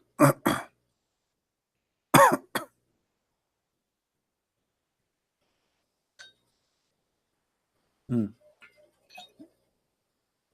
What is that, Muslims? The wolves, they will eat them? Who? Or this is a jassasa. The beast will come from under the ground. Allah will send it speaking Quran. Brother, the beast will become fat because of their flesh, brother. With their milk and their flesh. Milk?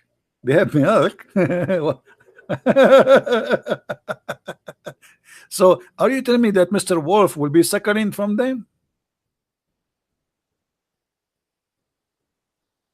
Hmm. I see. Any Abdul? Any Abdul? I mean, still you Muslim, you want to say to us that Muhammad is a prophet of God? We have the satellite, they cover every inch in this earth, and nobody found your damn dam. Hmm? This guy is annoying. Go to bed, go to bed. You are Abdul, you are stupid.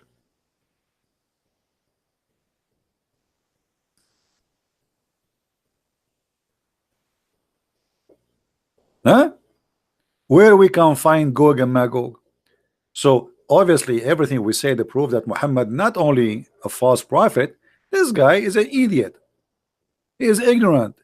He is full of it. Fairy tale stories, stupid stories, and he makes stories, and he is copying legions of people before him, and he is making it as if it's true. And by the way, this is not only in the hadith, this is in the Quran.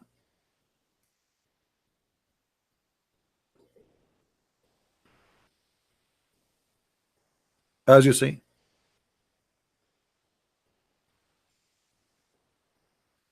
And here it says how he made the dam. So he brought the pieces of iron, and he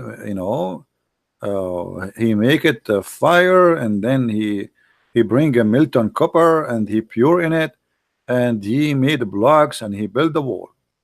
Here we go. Trump, he want to build the wall.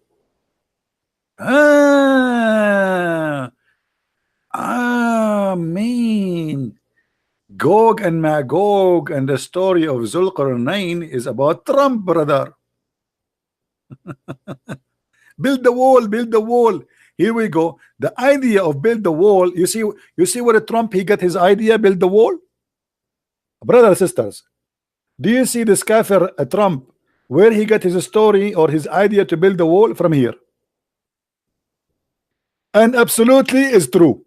He is using pieces of irons. Go watch the video, brother.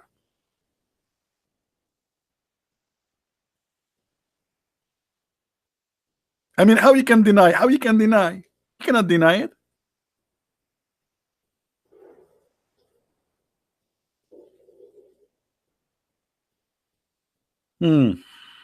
Gog and Magog, huh? Muslim, did you find where is Gog and Magog are located? Brother?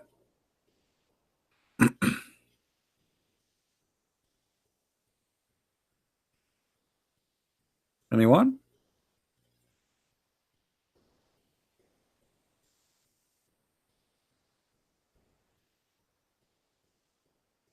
Any Abdul?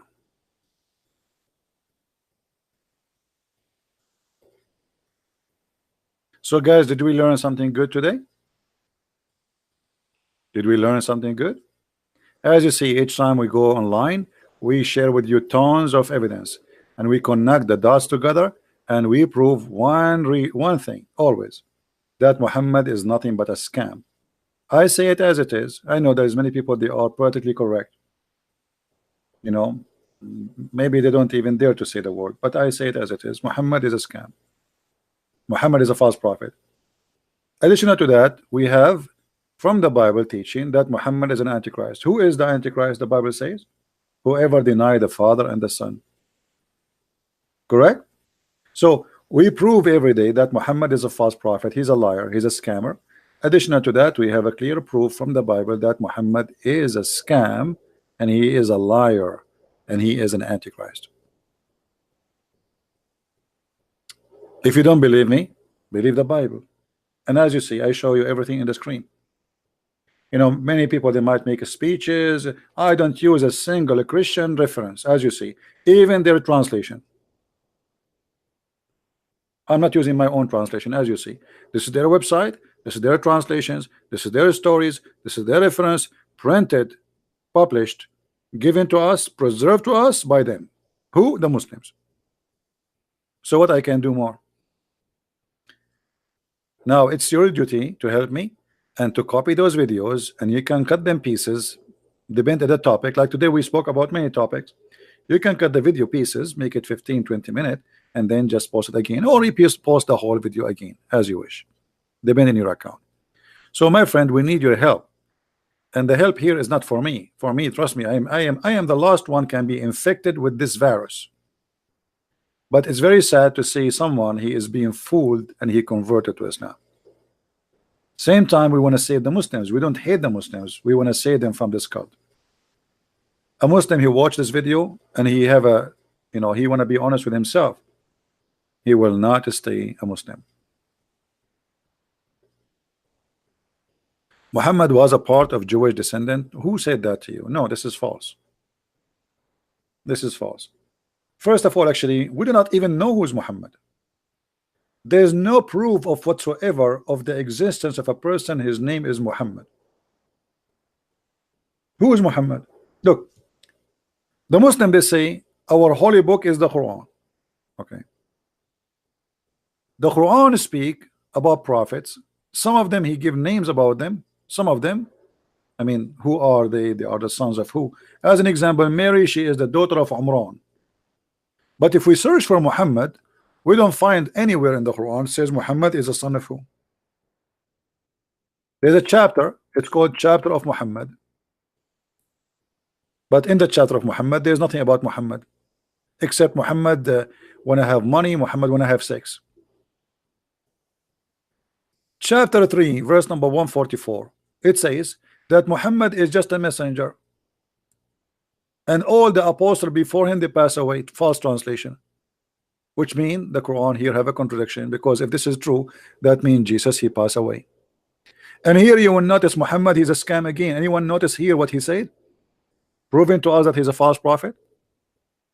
Anyone notice something weird in the coming sentence? Let us see if you will notice it.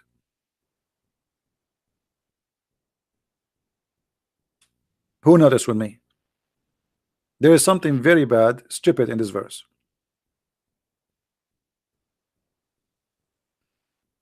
Anyone notice? I'm waiting for somebody in the chat to tell me what is wrong in this verse.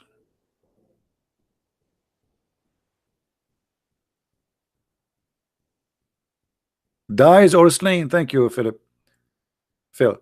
Guys, if he dies or is slain, this is Allah talking. How Allah talking? He do not know how Muhammad he will die. Normal death or killed, because he don't know Muhammad what will happen to him tomorrow. So in order to cover his ass, he says if he die or get killed. I mean, is there a third option?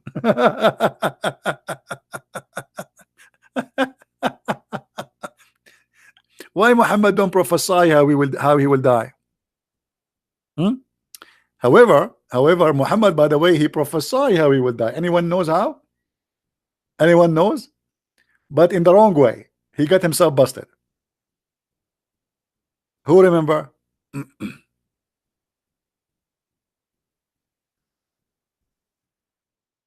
Look at this.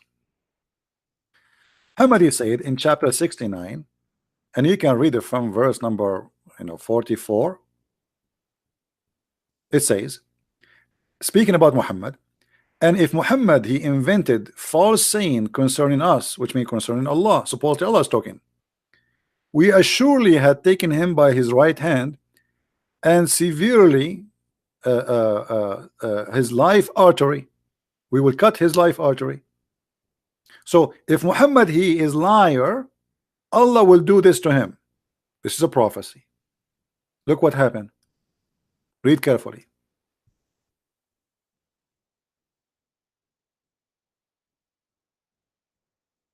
This is exactly how Muhammad died.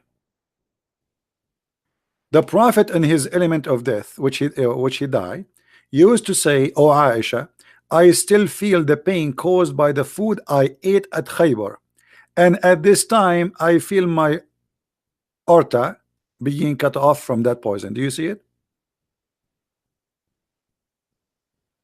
Do you see it, Muslims? Muhammad, he thought never that will never happen to him. He said, Allah said, if I am lying, he will cut my aorta. But this is how he died. So even Muhammad, when he said, I am not lying, he got himself busted again. And I believe what happened, by the way, that our Lord, not the Lord of Muhammad, he made Muhammad get exposed in by saying that, which means he lead him to such a death, and to say that statement, to admit how he is dying. By admitting how he died, he just proved to us again from the Quran that he is a liar, because the Quran says it clearly that if Muhammad is a liar, Allah will cut his artery, as you see. And yeah, this is the only prophecy Muhammad he said is true. That's funny, isn't it? Unbelievable. I wanna convert to Islam, brother. Oops. Brother, the the poison I ate in Mecca is cutting my artery now. Brother, Christian Prince is the prophet, and I swear by Allah, if I'm lying to you, Allah will cut my artery. Oops, my artery is hurting me. I mean, what is that? And which make it more funny too, Muhammad, he said, I mean, this guy, he cannot keep his mouth shut, and I'm so glad that Muhammad, I mean, this guy, you see, if Muhammad, he keep his mouth shut, we will not be able to laugh that much. But thanks to God, this guy, his mouth is like a pop-up window. Muhammad, he died by poison, and he was infected by magic. And Muhammad, he claimed to be a doctor. Dr. Muhammad, let us be honest here. Let us not to call him Muhammad no more. Muhammad is a doctor. Muhammad, he said, if you eat 7 ajwa a day, no magic can affect you, neither poison. But yet Muhammad, according to Muslims and according to Muhammad, he was infected by both magic and poison.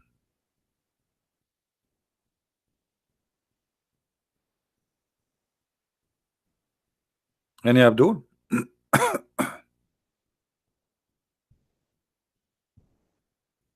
Yeah, 7 ajwa is 7 palm date fruits, The ajwa, I mean, the Muslim translation is very silly, stupid. I mean, ajwa, why you call it? Just translate.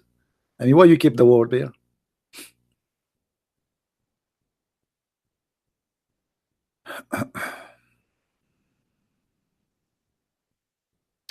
Yeah, we welcome Abdul to debate us, my friend, but at the end of the day, we want people who know what they are talking about. I don't want to waste my time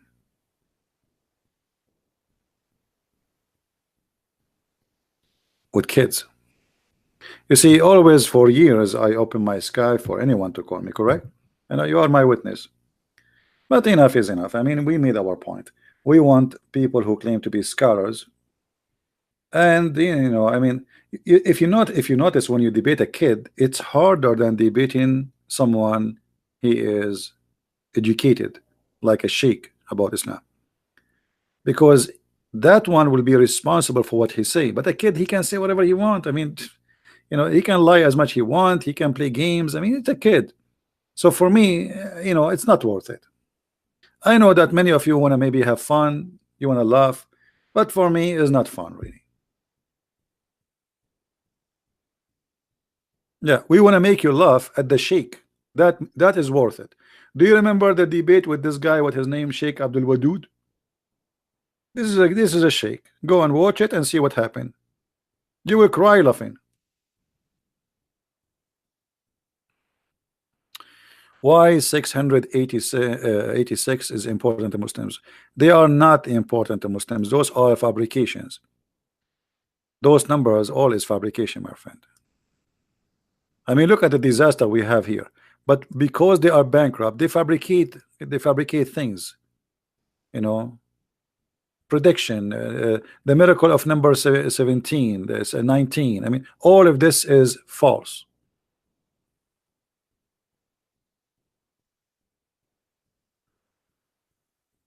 All right.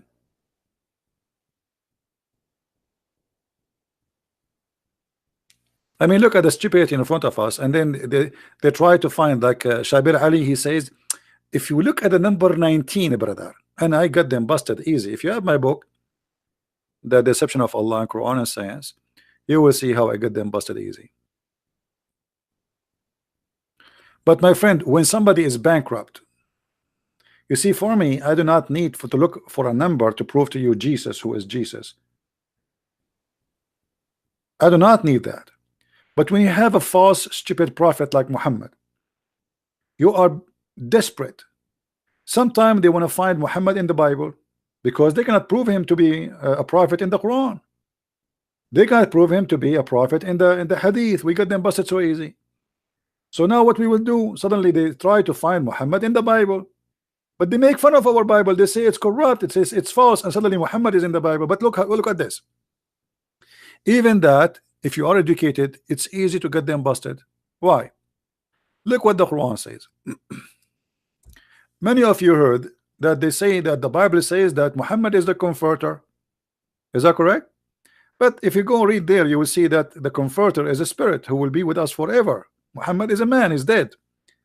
And not only that, the Quran said that if Jesus speak, when Jesus speak, or he did speak about a prophet, he will come after him. His name is Ahmad. So who is Muhammad?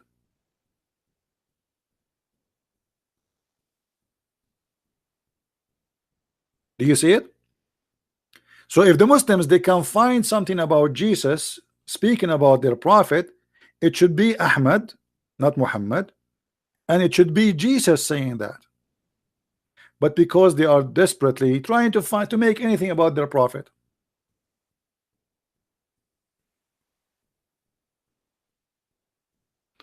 Alex, Amlex Stoop, I don't know why you are writing for me in Arabic, because your Arabic is horrible.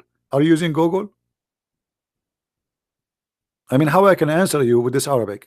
Just don't use Google.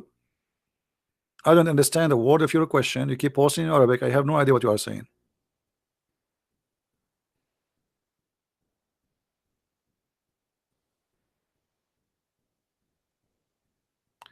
Do we have any Abdul?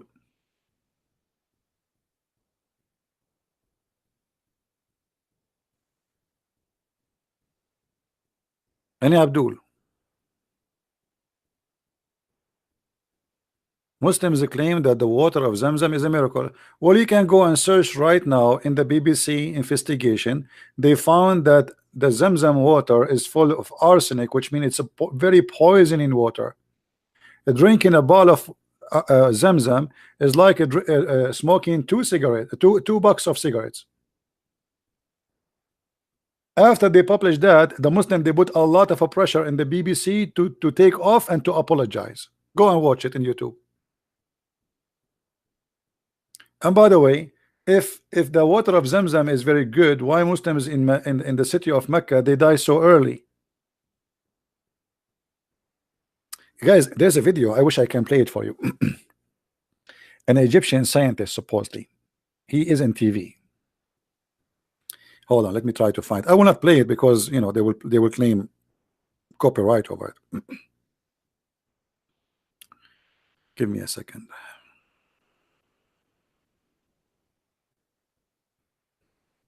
So this Egyptian, he said that the graffiti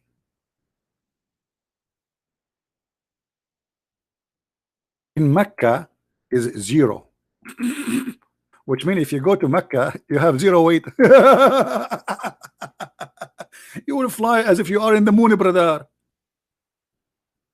And not only that, he said that when the American brother, they went to the moon, they found an X-ray of light coming all the way from the Kaaba, brother, and going all the way to the house of Allah. And they published that in the internet for 17 days. Hold on. When the American, they went to the moon, is that 1969? There was no internet published for public at that time.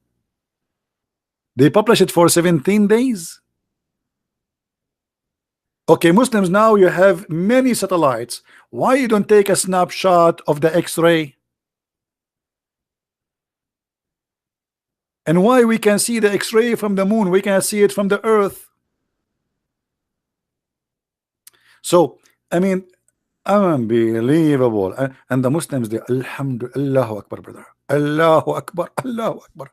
And the American brother, when they saw the X-ray, brother, is taken coming from the house of Allah, they publish it for 17 days in the internet, and then they hide it because they thought that a lot of people will convert to Islam if they see the scientific news.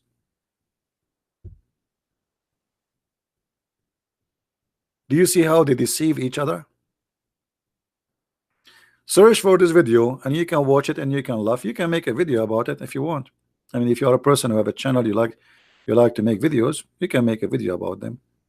Get them. I made a video about them long time ago.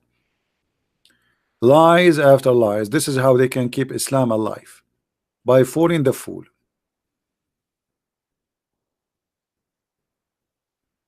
The birds cannot fly over Mecca. Yeah, there's tons of pictures of not only the birds are flying over Mecca, the bird is beep over Mecca, over the Kaaba specifically. And actually, I post a picture in my Facebook. If you go back to the Facebook, you will see the picture I posted. So when they say to you that there's no, all of this is garbage. I mean, even the Kaaba was destroyed many times. Al-Qurmuti, he destroyed the Kaaba and he took the black stone from the Kaaba and he was shouting to Allah, says he, Allah, where is your birds, the one who protect the Kaaba? Because remember, in the Quran, there's a chapter, it's called the chapter of the elephant. Alhamdulillah, the Quran is the book of the zoo. I mean, you feel like you are in the zoo book. Even the elephant have a chapter. What is the story about? The chapter of the elephant. That supposedly an army of elephant will come and destroy the Kaaba, brother. But Allah, he sent birds, F-16 birds, and they are carrying rocks made from burned clay, and they throw them at the head of the army and at the elephant, and they mash them like mashed potato. So why the Saudi are buying the F-16 of the American? And what, Allah will protect you. And then Al-Qurmuti, he came and he destroyed the Kaaba and he made the black stone his people stone for more than 20 years. And he was shouting to Allah, where is your birds, liar? This is why in the time of Al-Qurmuti, a lot of Muslims left Islam. You see, Islam is dead, by the way. Islam died long time ago. The Islam you see today, or the flourishing of Islam, this is the oil money. This is the oil money. This is the business. You are a newspaper, you are TV stations. You want to make money? Publish things, good things about Islam. Money will come like rain. If I am now a person who promote Islam, can you imagine how much donation I will collect? And instead of having a donation like the majority of people who donate is $1, $2, $5. Rarely you will find somebody giving a good amount. But if I'm a Muslim promoting Islam, donation will come like rain. Look at Zakir Naik. Zakir Naik, he have TV stations covering the whole earth. Do you know how much money that need every month just to pay for satellite? All is from donation. Promote the devil, you will be sponsored immediately.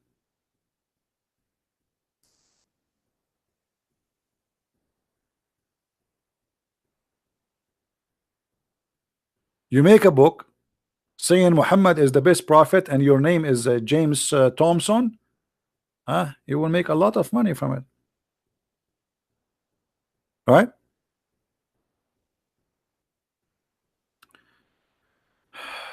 ISIS, they believe if they kill the women they will go to hell. That's not true. Muhammad himself, he killed women. That is a false statement. And ISIS, they killed a lot of women, same as Muhammad. So who told you that?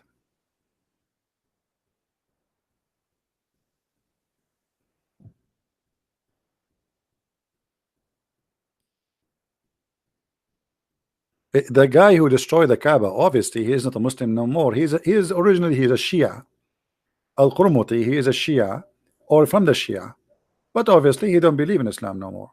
And he was like a communist, like a person who believed that people should own the land and the rights, and nobody should own. There's no kings, there's no princes, there's etc.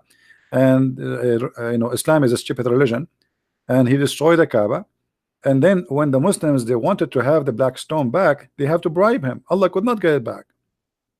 They paid him money to get the black stone back.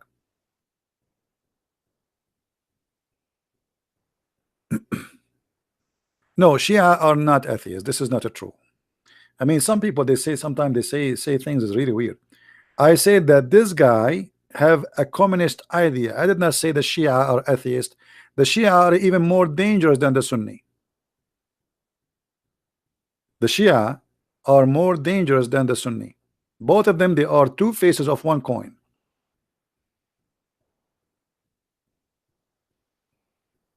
The Shia Iran right now, every morning they say death to America, death to Israel before they take their breakfast.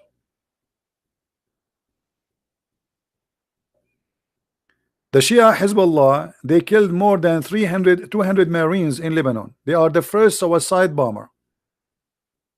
The first suicide bomber in the Middle East, it was a Shia, not a Sunni. But people, they have little knowledge about Al-Qurmuti. Search it in Google. Type Al-Qurmuti destroyed the Kaaba. Al-Kaaba was destroyed many times, not only by Al-Qurmuti, even destroyed by Sunni, like Al-Hajjaj.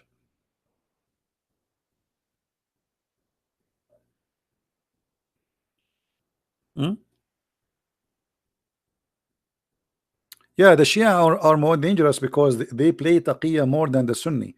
The Shia in 99 words he say, only one of them is not a lie. Maybe there's a guy, his name Imam Tawhidi. You know Imam Tawhidi? This guy is a train of lies. This guy he don't talk, he lied. You know, because he's a Shia.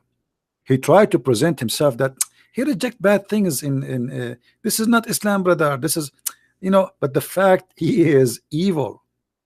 Those are more dangerous than the one who say things as it is, because they can fool you. You know what I mean? And this is the point. He became popular, and now people they think, oh, this is the true Islam now. Many of the fool, they've been fooled. This is the whole point.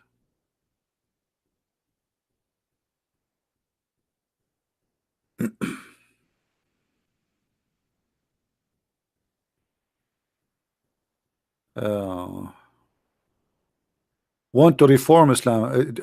You see, how many of you here you believe you can reform Islam? How many of you believe in such a garbage? You can reform Islam. How you can reform Islam? Are you going to reform the Quran?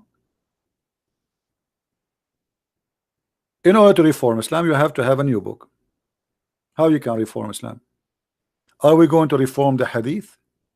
Are we going to throw this Quran in the garbage and get a new Quran says love the Christians, love the Jews? And this is stupid idea, silly. I mean, you see, if you are a donkey, I cannot make you a horse. Sorry. In China, they say he left as a donkey, he never came back as a horse.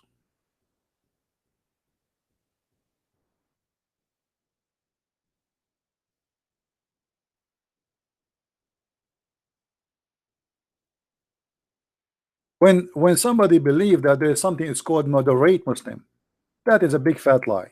In order to have a moderate Muslim, we have to have a moderate Quran. It's the same as saying moderate Christian. That's a lie too. If there is something, guys, is there is something called moderate Christian?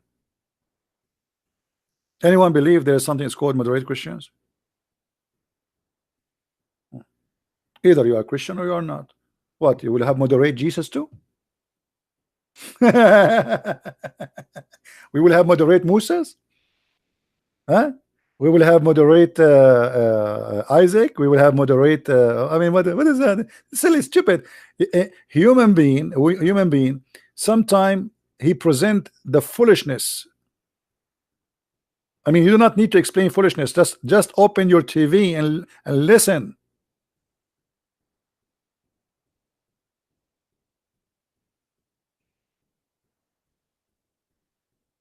George Bush created moderate and radical.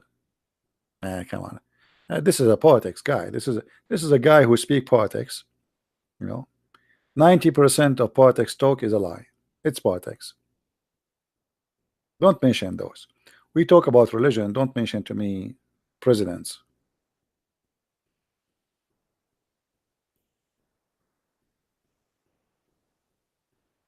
Uh,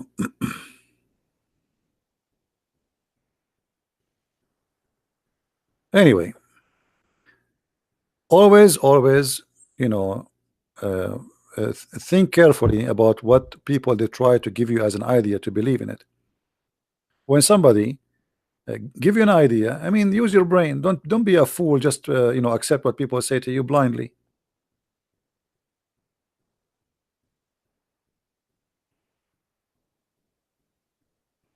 Communist is a communist. Christians are Christians. Muslims are Muslims. Jews are Jews. Anyone he say moderate Jew, moderate Christian, moderate. I mean, that's a lie.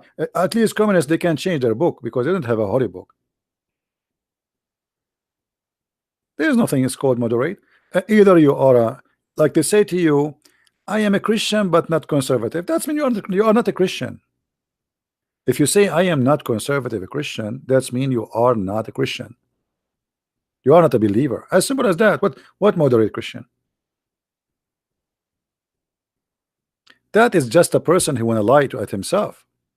Either you believe or you don't believe. Either you follow Jesus as he said or you don't. There's no so. That's what Jesus said. Either you are hot or cold. Hot water or cold water, which mean if you are between, you taste so bad.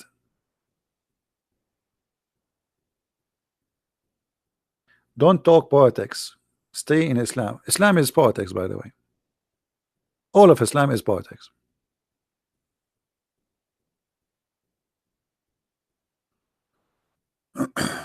For those who speak Arabic, search a guy, his name Iraqi Shia Sheikh Ahmed Hassan Ali Al-Qabeji. Yeah, but this Al-Qabeji is a guy who he claimed that the Muslims today they are following the wrong Islam, which means still he is being hypocrite too.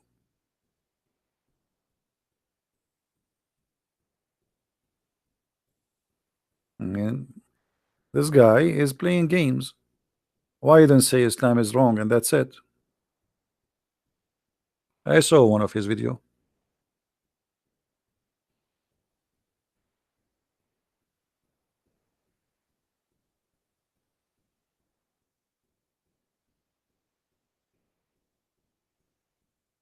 No, those stories are fabricated.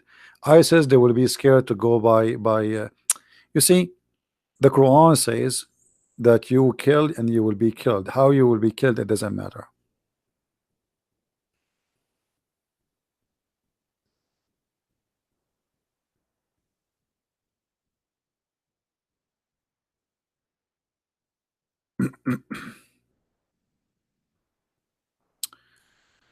Uh, all those verses in front of us is speaking about killing.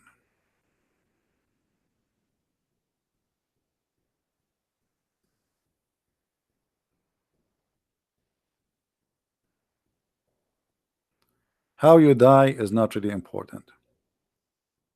by the hand of a female or by the hand of a male. That's stupid.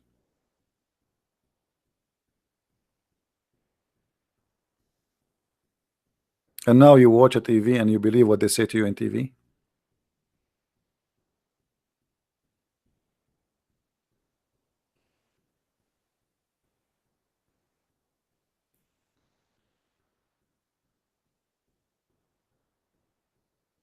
Do we have any Abdul? Anything else?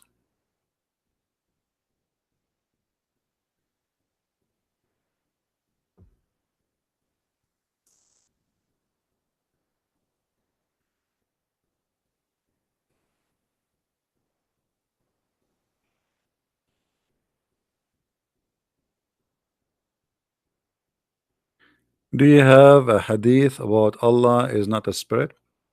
No, it's not about hadith. Actually, for me, I can prove that Allah has a spirit. But Islamic religion believe that he has no spirit. So we have to go by what, when you debate somebody about his belief, you debate him about his belief, not about what you think. Right? Why Muhammad claimed that Allah is not a spirit? Makes sense, especially idea. No, Muhammad, he did not say. You see, the Muslims, Islam is a collection of stupid ideas. It's not just Muhammad saying things. So as an example, where in the Quran it says that Jibril is the Holy Spirit? Nowhere. But if you ask any Muslim, he will say to you the Holy Spirit is Jibril.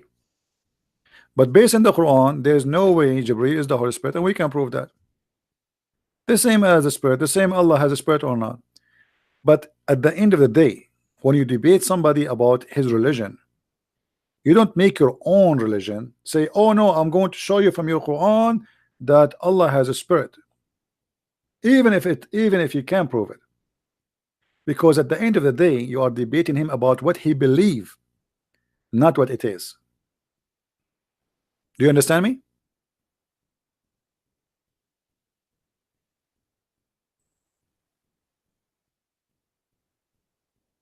Like, I don't waste my time speaking if Muhammad is exist or not, because a Muslim, he believe he's exist. So why I want to debate about it? I mean, that's useless. That's it. Debate him about what he believe. Destroy it.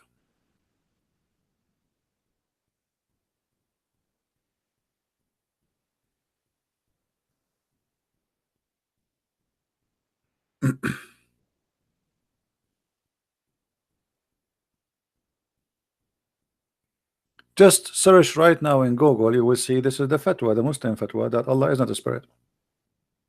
Every Muslim believe in that. I mean, if you believe Allah has a spirit, you are not a Muslim, that you are out of Islam. I mean, why the Muslim, he don't search himself? Search, type two words in Google, is Allah is a spirit? The answer no. Why we have to do the whole job for the Muslims?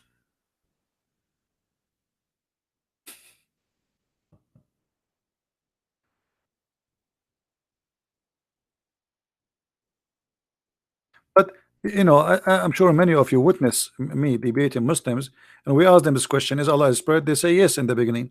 After we spank them here and there, they go and they come back and they say, sorry, I was mistaken. Allah isn't a spirit. This is an Islamic official website from Saudi Arabia by Sheikh Salih al-Munjid. Islam question and answer. Sheikh Salih al-Munjid, very well known Sunni cleric.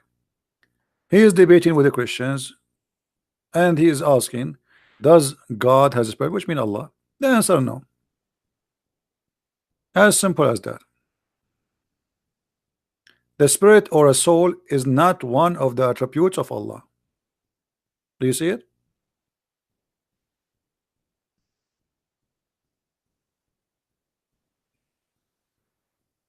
So this is what they believe. Allah has no spirit.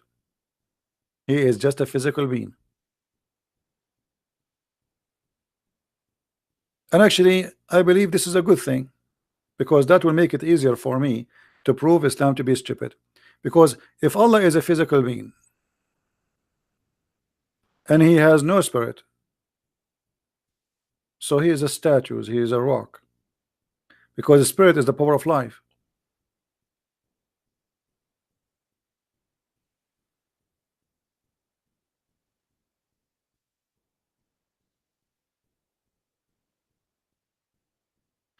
Elena asking, is there's hadith about well, there's many hadith about those, about Muhammad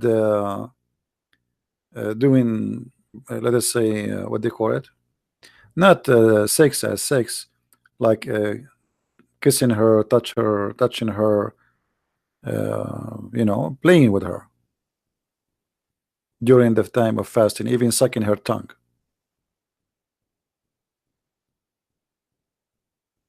Yeah. Anyway, my advice to you, when you debate with Muslims, don't debate them about something they don't believe in, and don't debate them about what you believe. See, the problem of Christians, when we debate someone is a Muslim, right away we start saying things to them which does not make sense to them. I will give you an example. A Christian preacher, right away he see a Muslim, he says to you, convert to Jesus so you can be saved by the blood of Jesus. Like, this guy, he do not know what are you talking about. What the blood of Jesus? That's it, you hit him right away with the blood of Jesus. And then you say we are forgiven by the blood of Jesus. Now he would think that we Christians, because Jesus he died, we are just so forgiven. That's not true. Jesus said clearly that not everyone says to me, Lord, Lord, God, God, Jehovah, Jehovah will go to heaven, but the one who do his will. So it's not just being a Christian and believing in him, and because he crucified we go to heaven. We are, you know, this is not true. So some Christians, they made Muslims run away from Christianity, because Muslims, they've been told lies about us already. The Muslim, they teach their followers that Christian believe that their sin is gone because Jesus died for them. That's not true. That's absolutely false. So when you say those statements, you sponsor the lies the Muslim they speak about us. We don't have automatic forgiveness in Christianity, and we don't have a license for sin. What some Christians, they, when they speak about Christianity, they make it look like we Christians, we have a license to sin. Here we go, Jesus died on the cross, that's it, we are saved. So now I can go and work as a pimp, and you can go and work as a whore, and you can go and you can work as a drug dealer. That's it, Jesus died on the cross. That's a lie. We don't believe in that.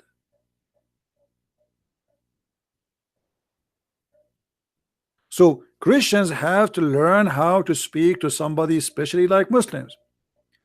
The first step you do, don't talk about Jesus first. Don't even mention the Bible. You know, the Bible says don't throw the jewels where, you know where, right? So you have to be careful. First of all, don't speak about a holy book in front of somebody. He will not respect it. The first thing you do, you format the computer. The Muslim have a computer. He have a lot of false information. So you have to destroy those information in his head. After you destroy it, now he is ready to receive. Before that, you are wasting your time.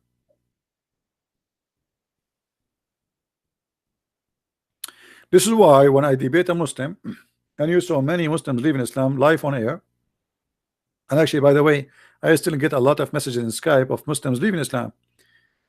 But I don't talk about Jesus right away to them. First, I made them agree. I discuss with them. I explain to them. I prove to them that Muhammad is a false prophet. After that, everything is possible. Before that, it's a waste of time. After that, you bring Jesus to them. Why Muslims believe in 72 versions when it make no sense? Because those versions are a spirit or really physical women. No, they are women. They are women. They are women, and they have a vagina. Even the Quran says that. All right. If you have my book Sex and Allah, the whole book is about sex and Allah.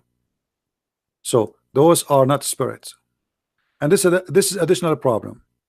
Western or non-Western, who they are Christian or not Christians, When they speak to Muslims, they think Muslims are, as an example, when the Muslim they say genie, Christian person he says, oh, this is demon. No, the Muslim don't believe in demon. They don't. When a Muslim he say adultery, adultery in Islam is not the adultery in Christianity. In Islam you can do adultery, but you have to do it in a legal way. Even the Quran says you can do prostitution. Force not your slave girls to do prostitution unless, you know, I mean, if they wish chastity, which mean ask them, do you like to be prostitute? And even if force them, there's no punishment, there's no penalty. As long they are slaves, you can force them to do prostitution. If you force them, Allah don't like that. He prefer if you ask them, do you like it? But even if you force them, there's no penalty, there's no sin. And slaves always in Islam they use for sex. Even they use to exchange them between the owners, which mean you can give me few of your slaves, I give you, like I'm bored of the slaves I have. I'm sleeping with her for 2 years now. I can't afford to buy a brand new one. So I go to you, give me your slave, I will give you my slave. Exchange of goods. So always the Christians they assume that when a Muslim he says something, he is talking about the same thing in Christianity. God in Islam is not the same as the God of Christianity. Our God is a spirit, their God is not. God in Islam have description, nature, existence is totally different from the God of Christianity. But because a human being is always naive, you know, like okay, a Hindu he say the word God, that means he's talking about God, but maybe his God is not what you think. You know, like in India, I'm not talking about now a specific like I'm talking about a specific group. I saw a documentary about a temple in India. They worship rats. Okay, but will never come to your head that somebody is going to worship rat when you say God. So try to isolate that idea from your head, what you have about God in your belief. Don't assume it is the same about the God of the other belief. You know what I mean?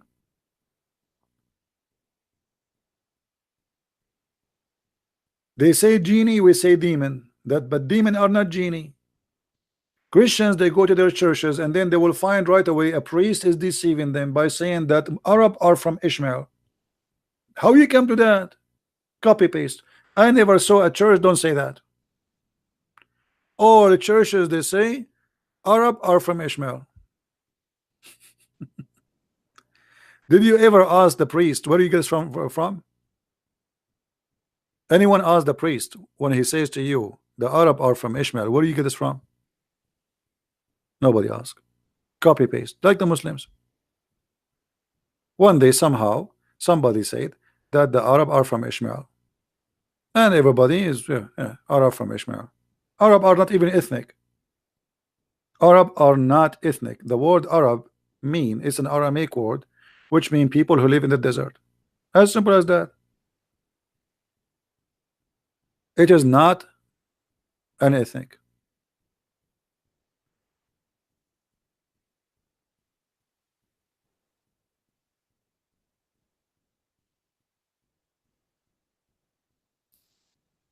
Uh, but anyway, we have an illness in the society of copy paste. Yeah, Osama Dagdog translation. I did not read all of it, but I believe is good.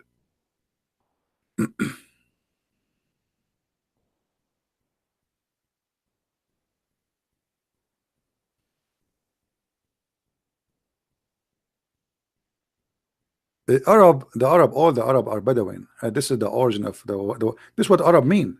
Arab mean people of the desert. It's not an ethnic group. Whoever live in that desert, he is an Arab.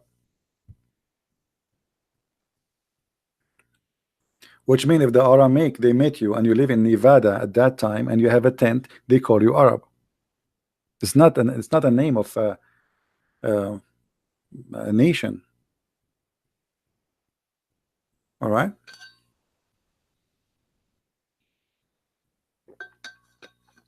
Even Arabic is not exist as a language we have it today. This is after a lot of changes. Arabic is a collection of Aramaic, Hebrew, Ethiopian, Egyptian, Persian, tons of words. If you go in the Quran, I mean, you will find endless numbers of foreign words.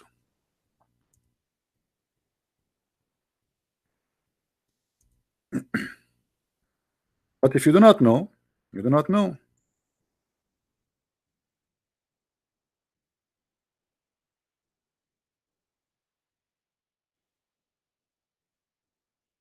Even the name of the Quran, the word Quran, is not Arabic. But yet the Quran itself says that this is a pure Arabic. And by the way, the Muslims agree. The Muslims agree that there's tons of words in the Quran which is not Arabic.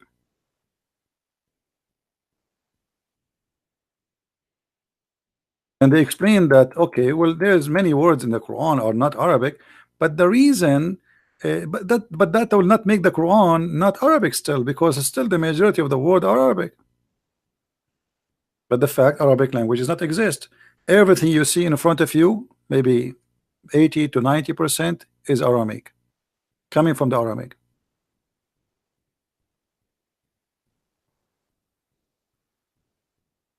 Uh, the Muslim as an example. Let us see this verse. Chapter 16, verse number 103. Anyone knows what this verse is about? Why Muhammad is making this verse? Muhammad was accused that he sat with two guys who they are slaves, captured from north of Iraq. North of Iraq. Some stories they say that those are Christians from Syria, regardless who they are. They accuse him that Muhammad is learning from them and copying what they say, and he said the Quran, which means the Quran is made by those two. So Muhammad, in order to answer them, look what he said. We know certainly, they say, that this is only human instructed him, and if you go to the details you will see the names of those people. And they say, and now Muhammad is refuting them, says, but those two slaves don't speak pure Arabic, while the Quran is a pure Arabic. What a funny answer. You do not need them to speak pure Arabic to make pure Arabic Quran. If you are an Arab, you listen to them, you make the story in Arabic, as simple as that. You know what I mean? Let us say an Indian guy who speak broken Arabic, and he told me a story. Can't I make it in a good Arabic story? You can, because your language is better than mine. Aramaic and Arabic are not sister language. That's a lie. There's nothing is called Arabic language. Actually, I believe strongly that the first Quran never written in Arabic. It was in Aramaic.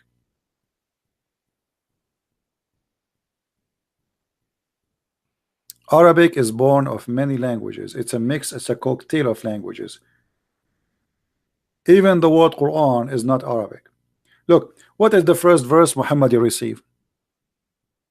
Anyone knows? What is the first verse Muhammad received? Chapter. When the angel he came and he squeezed him, you remember? Okay. The Muslim they changed, they play with the Quran, and now it's number 96 according to Muslims. Look what the Quran says. Iqra. Iqra. Iqra is an Aramaic word. But this word is wrong. Anyone knows why it's wrong? Anyone knows what's wrong?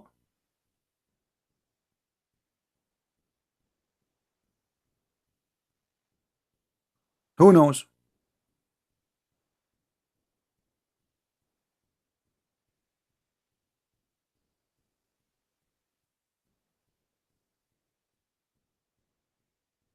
No, if Muhammad do not know how to read, why he's saying to him read? That's stupid. So the first word in the Quran is a stupid word. Imagine you are blind and I say to you, look at me. You know what I mean? Imagine you are deaf and I say to you, hear me. No, it does not say recite. However, the word recite, and all of you speak English better than me, recite is repeating something from the memory, so that cannot be recite, because that would be stupid too. For I cannot say to you recite unless I say to you something before it, you remember it. Correct? This is the first word he been given, so what recite? So Muslims are naive. I mean, recite. What recite?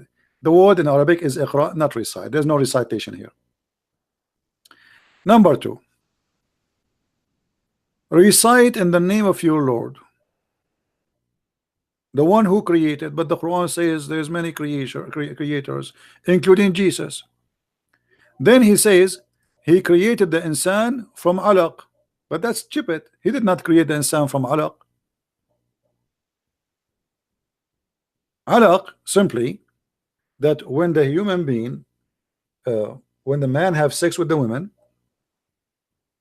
if you remember, Muhammad speak about in the chapter of An-Nur that in the first thing you are a water, you are a sperm, and then he will make you a congealed blood. That is alaq. So we are not made from alaq. That's stupid. Alaq is a congealed blood. Change the translation. This is who? Translator Kari. Good is not Curry. Carry. Let us go.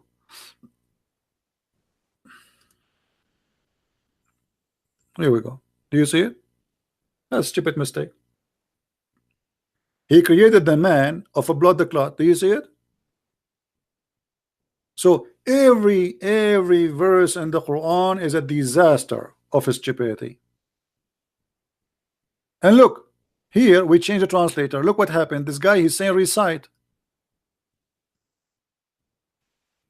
That is stupid, right? We explain to you why. Because the word recite is repeating something in your memory. Same time, let us change it. Let us give it all the options. Repeat, repeat. Forget about recite, forget about read. But isn't it the story in the hadith says, Muhammad, he says, I cannot recite, or I cannot read, or I cannot repeat. That will be stupid. Why I will say I cannot repeat? By saying the word repeat, you just repeat. Just to make it simple for you. If the word here, which is a lie, is recite, and you say to me recite, just one word, and I say to you I cannot recite, I mean, who is the stupid here? I just repeated what you told me to do. It's like saying to you I cannot say recite. Do you guys, do you understand? People, do you understand me? It's like I said to you, say falafel, and you say to me I cannot say falafel, but you just said falafel already.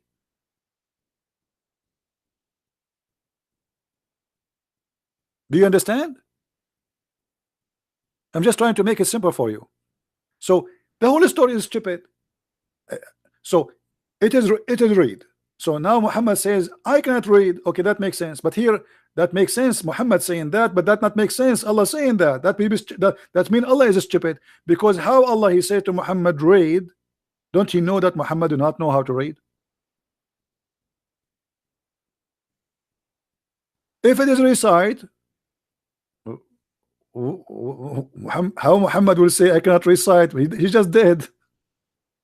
If it's repeat, how Muhammad will say I can't repeat when he did?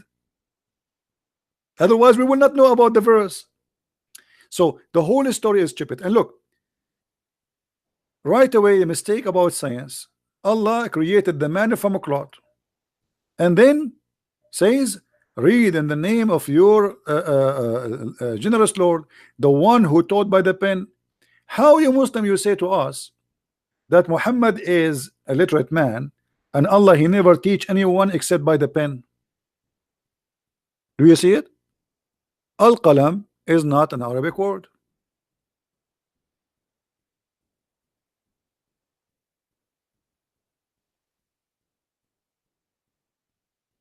And how Allah He taught by the pen? The Muslim, they say to you that the first thing Allah He created, it was the pen.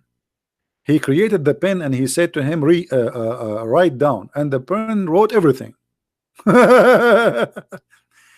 Anyone knows why this story is stupid about Allah having a tablet and He ordered the pen to write everything? What do you think? Why this is stupid?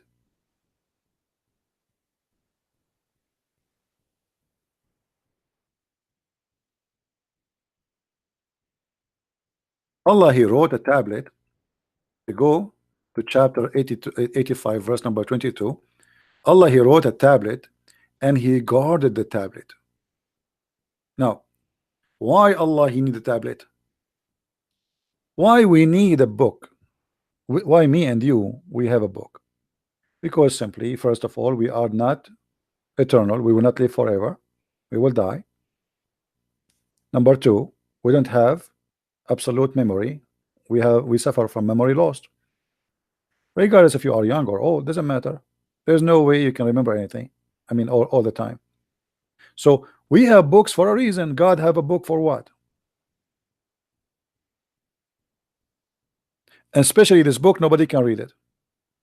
And Allah He put it between the two eyes of Israfil. Israfil is a big angel. Allah He put it between his eyebrows. It's a huge tablet. The distance between the tablet is the same distance between the earth and the heaven. So if God He wrote, He will write for us, not for him.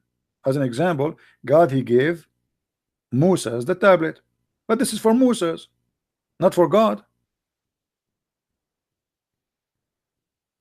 Why God need a tablet? No answer. Ahmed Baalbaki, yes, I remember you, Ahmed. How are you? I left Islam. How I can call you to discuss Christianity? Text me in Skype, my friend. When we are like now, I am here for many hours. Baalbaki. When I am maybe next time, you can text me and I will call you. All right, my friend. Yeah, Ahmed Baalbaki, if you remember him, he is a Lebanese who called me before live on air, and he decided to leave Islam live on air with us. You remember him? Yeah. Welcome, Baalbaki. So all the Quran, it does not make sense. Everything there, from the first verse to the last verse, it's a collection of stupidity. Look at this here. Didn't you see the one who forbid? No, we did not see the one who forbid. Did you see? How you say to us Allah is unseen, and then you say, did you see the one who forbid?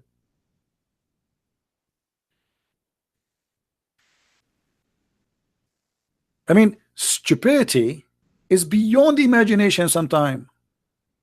And to be honest with you, one of the reasons I don't really associate too much with many people, because when I sit with them, I found myself I belong to different galaxy. I hate stupidity. I cannot take it. Actually, I fear it. Because it's like it's a pain for my brain. It's an insult for my existence. Human being, he being given a gift. It's called a brain, but nobody want to use it. Read, think deeply. Don't be just a person who read like Bismillah. Read and laugh.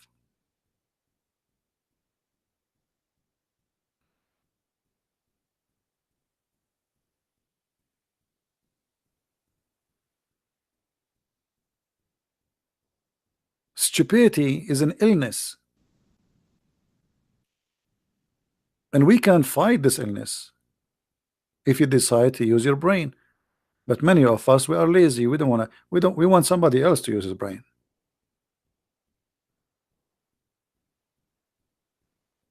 Even when I watched something like comedy show, I don't laugh because I find it silly. Like you play a YouTube and then suddenly you see a woman, she say to you, my mom, she said to me, when you shave the legs of your legs, the hair of your legs, shave until here. Anybody laughing? Ha, ha, ha. I mean, people, they really pay money for this, and this is funny. This is telling you how silly you can be as a human. If this is something you pay money for, to go to the theater to see an idiot woman in the stage saying to you such a stupid joke, who is the stupid? The one who paid the money, or who is the or the one on the stage? You tell me.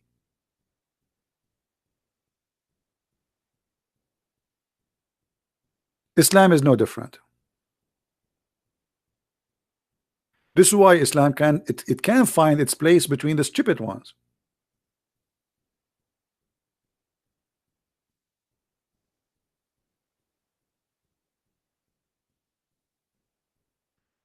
I challenge any Muslim to find me one chapter in the Quran is not a joke. Any chapter, anything. I mean, just name it. Open, like, close the Quran, open the page, tell me this page, and I will show you how stupid it is. This is how sure I am that I can get the Quran busted in every single page in it.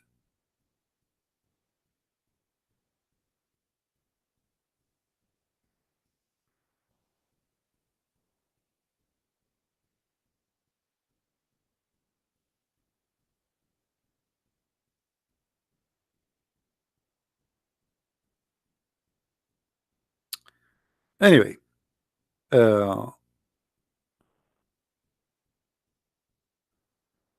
I hope that's what we do here is a very good education for people. Netanyahu is elected. I think my personally, I don't like Netanyahu because I believe he's a corrupt person. However, better than having somebody from the left in Israel. If the left took over, they will give Jerusalem to the Muslims. So sometime you find yourself you have no better choice. It's not the same as in America. In America they put in front of us on the stage like 20 donkeys, and then they say to us, choose one of them. So what you choose? You choose the one who will kick you less, but all of them, they are donkeys.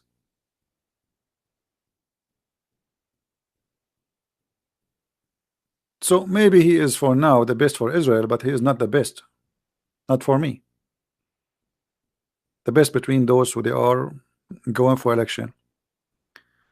Israel need a real leader, brave man, a man who can be the new, like let us say a brave like David. Those guys are politicians. Everything is for sale, compromise. Look at them. They give the desert of Sinai to Egyptian. What they got from that? Nothing. A piece of paper says peace. Hey, nice to meet you. Soon the Egyptian will be stronger than you and they will attack you. They give the East Bank to what is called Palestinian. What they got from that? Nothing. And by giving the land to the Egyptian, now the people of Gaza, they smuggle, the Egyptian, I mean, they open for them the land to smuggle all the weapon they want. So what you did, I mean, stupid. So you keep giving land after land after land until you find that you have nothing except a farm, little farm. This is what stupid politics they do.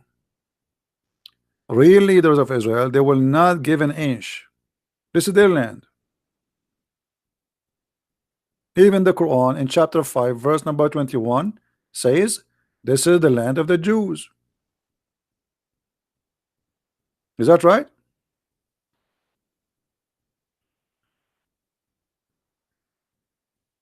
Leaders, my friend, leaders can destroy nations and they can build nations. Look at Russia. When Putin he took over Russia, the Russian people, poor people, they were suffering badly. Russian women, they became sex toys for sale, sadly,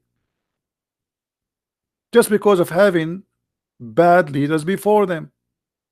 Putin came and look at Russia now. The Russian, which is supposedly coming from out of a communist, now they have more billionaires than anyone in the world. Very rich country. Leader can destroy. Look at Trump. Trump, he took the office, the country was going down. Now the economy is going up so fast. What happened? It's the same country, just change the leader. So there's many kingdoms they've been destroyed because of their stupid kings, and there's many kingdoms they establish because they have a smart one. Sadly, in the West, most of people, they don't go by media, TV. I mean, there's good people there, they can be perfect for you to be a ruler, but they will not be there because they don't have the money. You have to be sponsored by the power of the devil to be there. All right. What about Jesus is the leader of the whole world, my friend? We are talking about the world today. Jesus, he says, I am not from this earth, I am from above. So he is not the king of this earth. The king of this earth is the devil.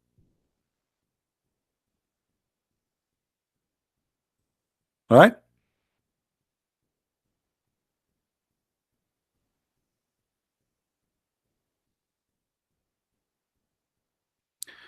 Look, this guy Muslim Papa, he said, look at this, guys. Just to give you an example of the Muslims intelligence. uh, CP, don't lie. The Holy Land was given to Abraham, and this is descendant Arab, are descendant of Abraham, same as the children of Israel. That's stupid of you, because the Quran never says that the Holy Land was given to Abraham. You must be a fool and eating too much hashish. I am even showing you the verse in the Quran, you idiot. I mean, look at them. They say to me, you are a liar, when I am showing them the Quran. Can you show me the verse in the Quran saying that Allah, he gave the Holy Land to Abraham? Here we go. I'm here for you. I will give you, you know what? I will give you 10,000 years from now. Give me the verse. This is the Quran, chapter 5, verse number 20-21. Allah, he ordered Moses to go and attack the land, and he called it the Holy Land. Are you there, Abdul? Look what will happen now. He will put his nose behind his toes and he will say, I don't hear you, I'm deaf. Secondly, how Abraham is the father of the Arab, even if even your book says that Ishmael, he learned Arabic at the age of 11, which means there was Arab before him. So how he can be the father of the Arab, you donkey? And not only that, another surprise, according to Muslim books, Ishmael, he did marry from the tribe of Jahm, but Jahm are the enemy of Muhammad.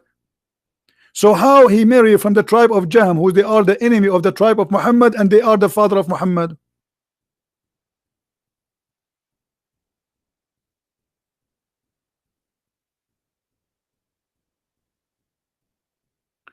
Jesus came from India. Yeah, actually, Jesus came from India. No problem. Any Abdul? Are you there, Muslim rapper, whatever your name? What happened to Abraham's story?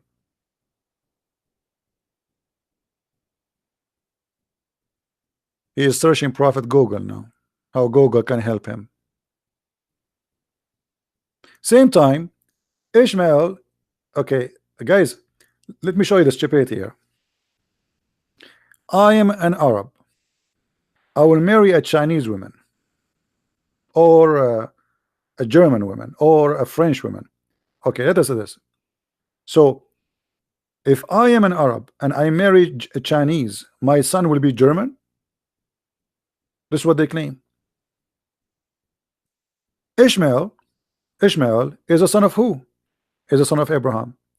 Okay, from who? From Hajar. The father is Aramic. The mother is Egyptian. The son is Arab. Have you ever heard of a stupid story like this before?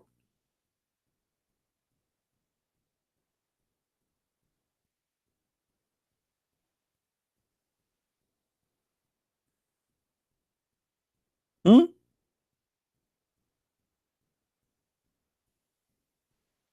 But Muhammad and the Muslims, because they are desperate, trying to make Abraham is the grandfather of Muhammad, so that will make him legitimate to be a prophet. But that will not be right. Even in the Quran, we can get him busted from the Quran.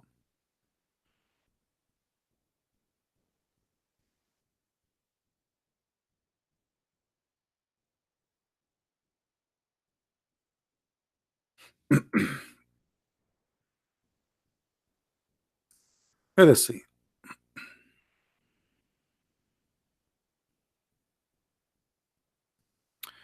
Read with me. Chapter 6, verse number 84. And we gave him Isaac and Jacob. Hey Muhammad, where is Ishmael? Ishmael will appear in different place. So why he did not mention him here? Let me tell you why. We gave him Isaac and Jacob, and each we guided.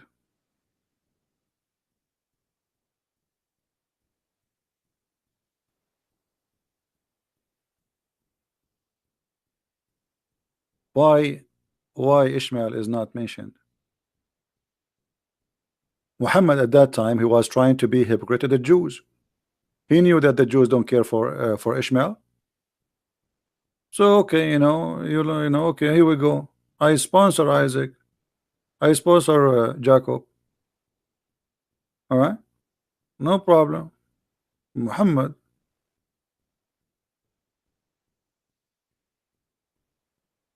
different verse.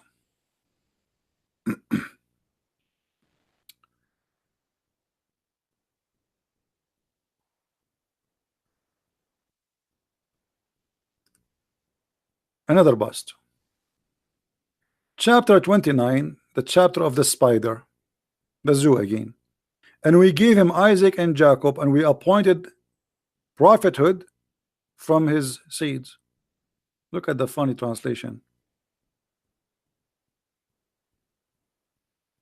Do you see it?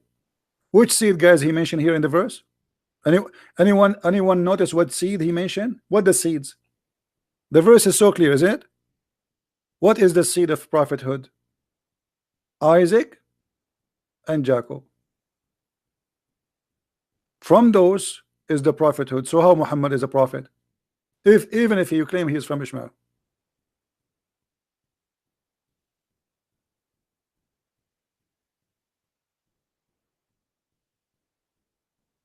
Right? So even the Quran proved Muhammad to be a false man. Ahmed, don't think about my accent and where I am from. Think about what we are talking about, my friend.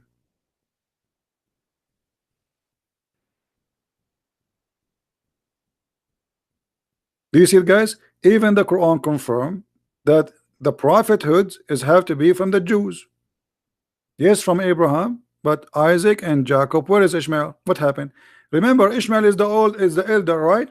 So we should mention Ishmael first, actually. Is that clear? There's no reason to drop Ishmael.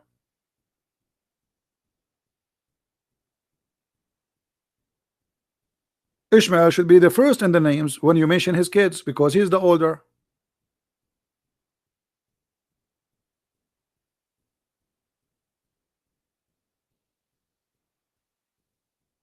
So don't make them fool you. Even the Christian ministers who say to you the Arab are from Ishmael, he is a fool. The one who says that to you, like the Bible says, don't say to a person who a fool, because that's wrong. But if he's a fool, we have the right to say it.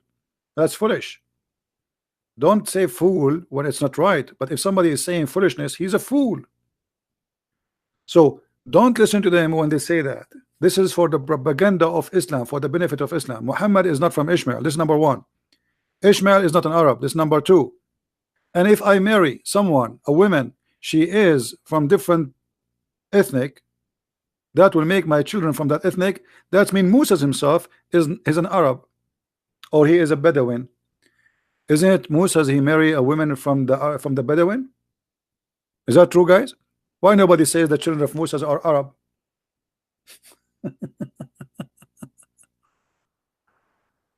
uh, anyway, but what we can say, Stupidity.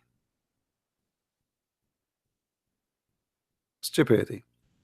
Anyway, guys, be nice to our visitors, please. Don't insult them. There's no need to say somebody you are, etc. Be nice. Uh, and you see, we give a freedom to everybody to speak, but there's no need to insult anyone. Attack the idea. The only one you can insult is a Christian prince. Anyone will insult anyone in the text, even if he's a Muslim. You force me to block you. We are not here like a bunch of kids throwing rocks. We are debating a topic and we are teaching. So either you like it or you go into a different place where you can say the F word and you can say whatever you want. Nobody is holding you here. Is that good? And if you are a Christian, remember to be Christian before everything. We are fighting the devil, yes, but doesn't mean we are going to be the devil himself.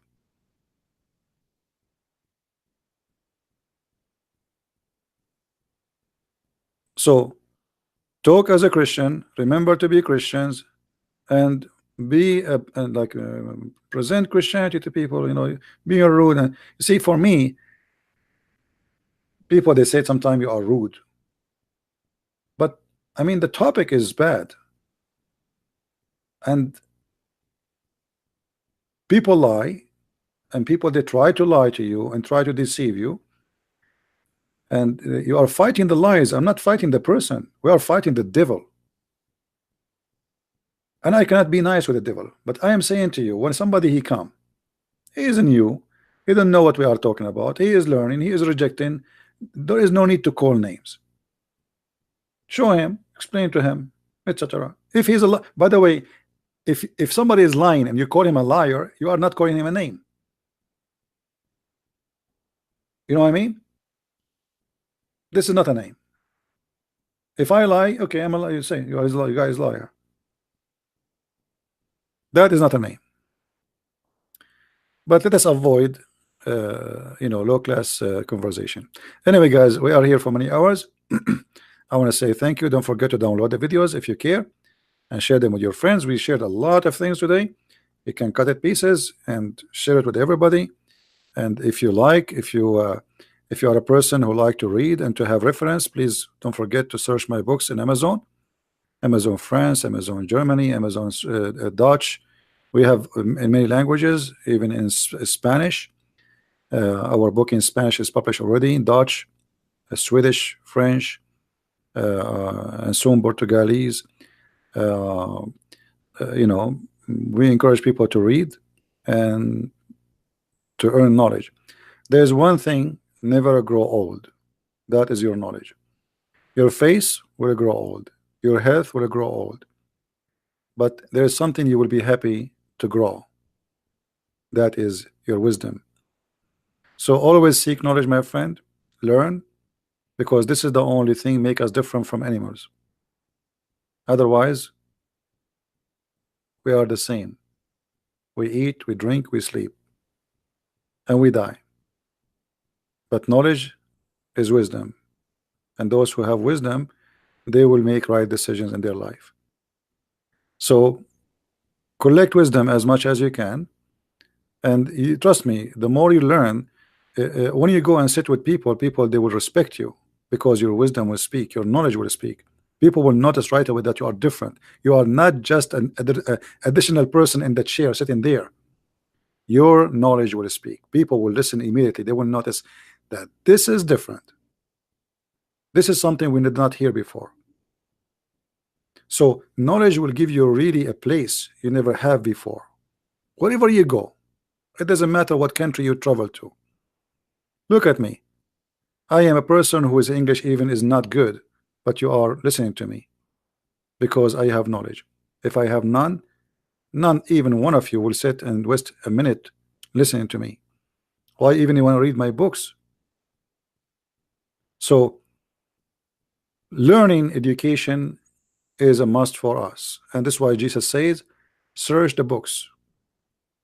Search the books, read them, and you will find the truth, and the truth will set you free. With the wisdom of my Lord, I leave you in peace, and peace will give you if you ask for it. Christ is Lord. Islam is false. And see you soon again. Take care. Bye bye.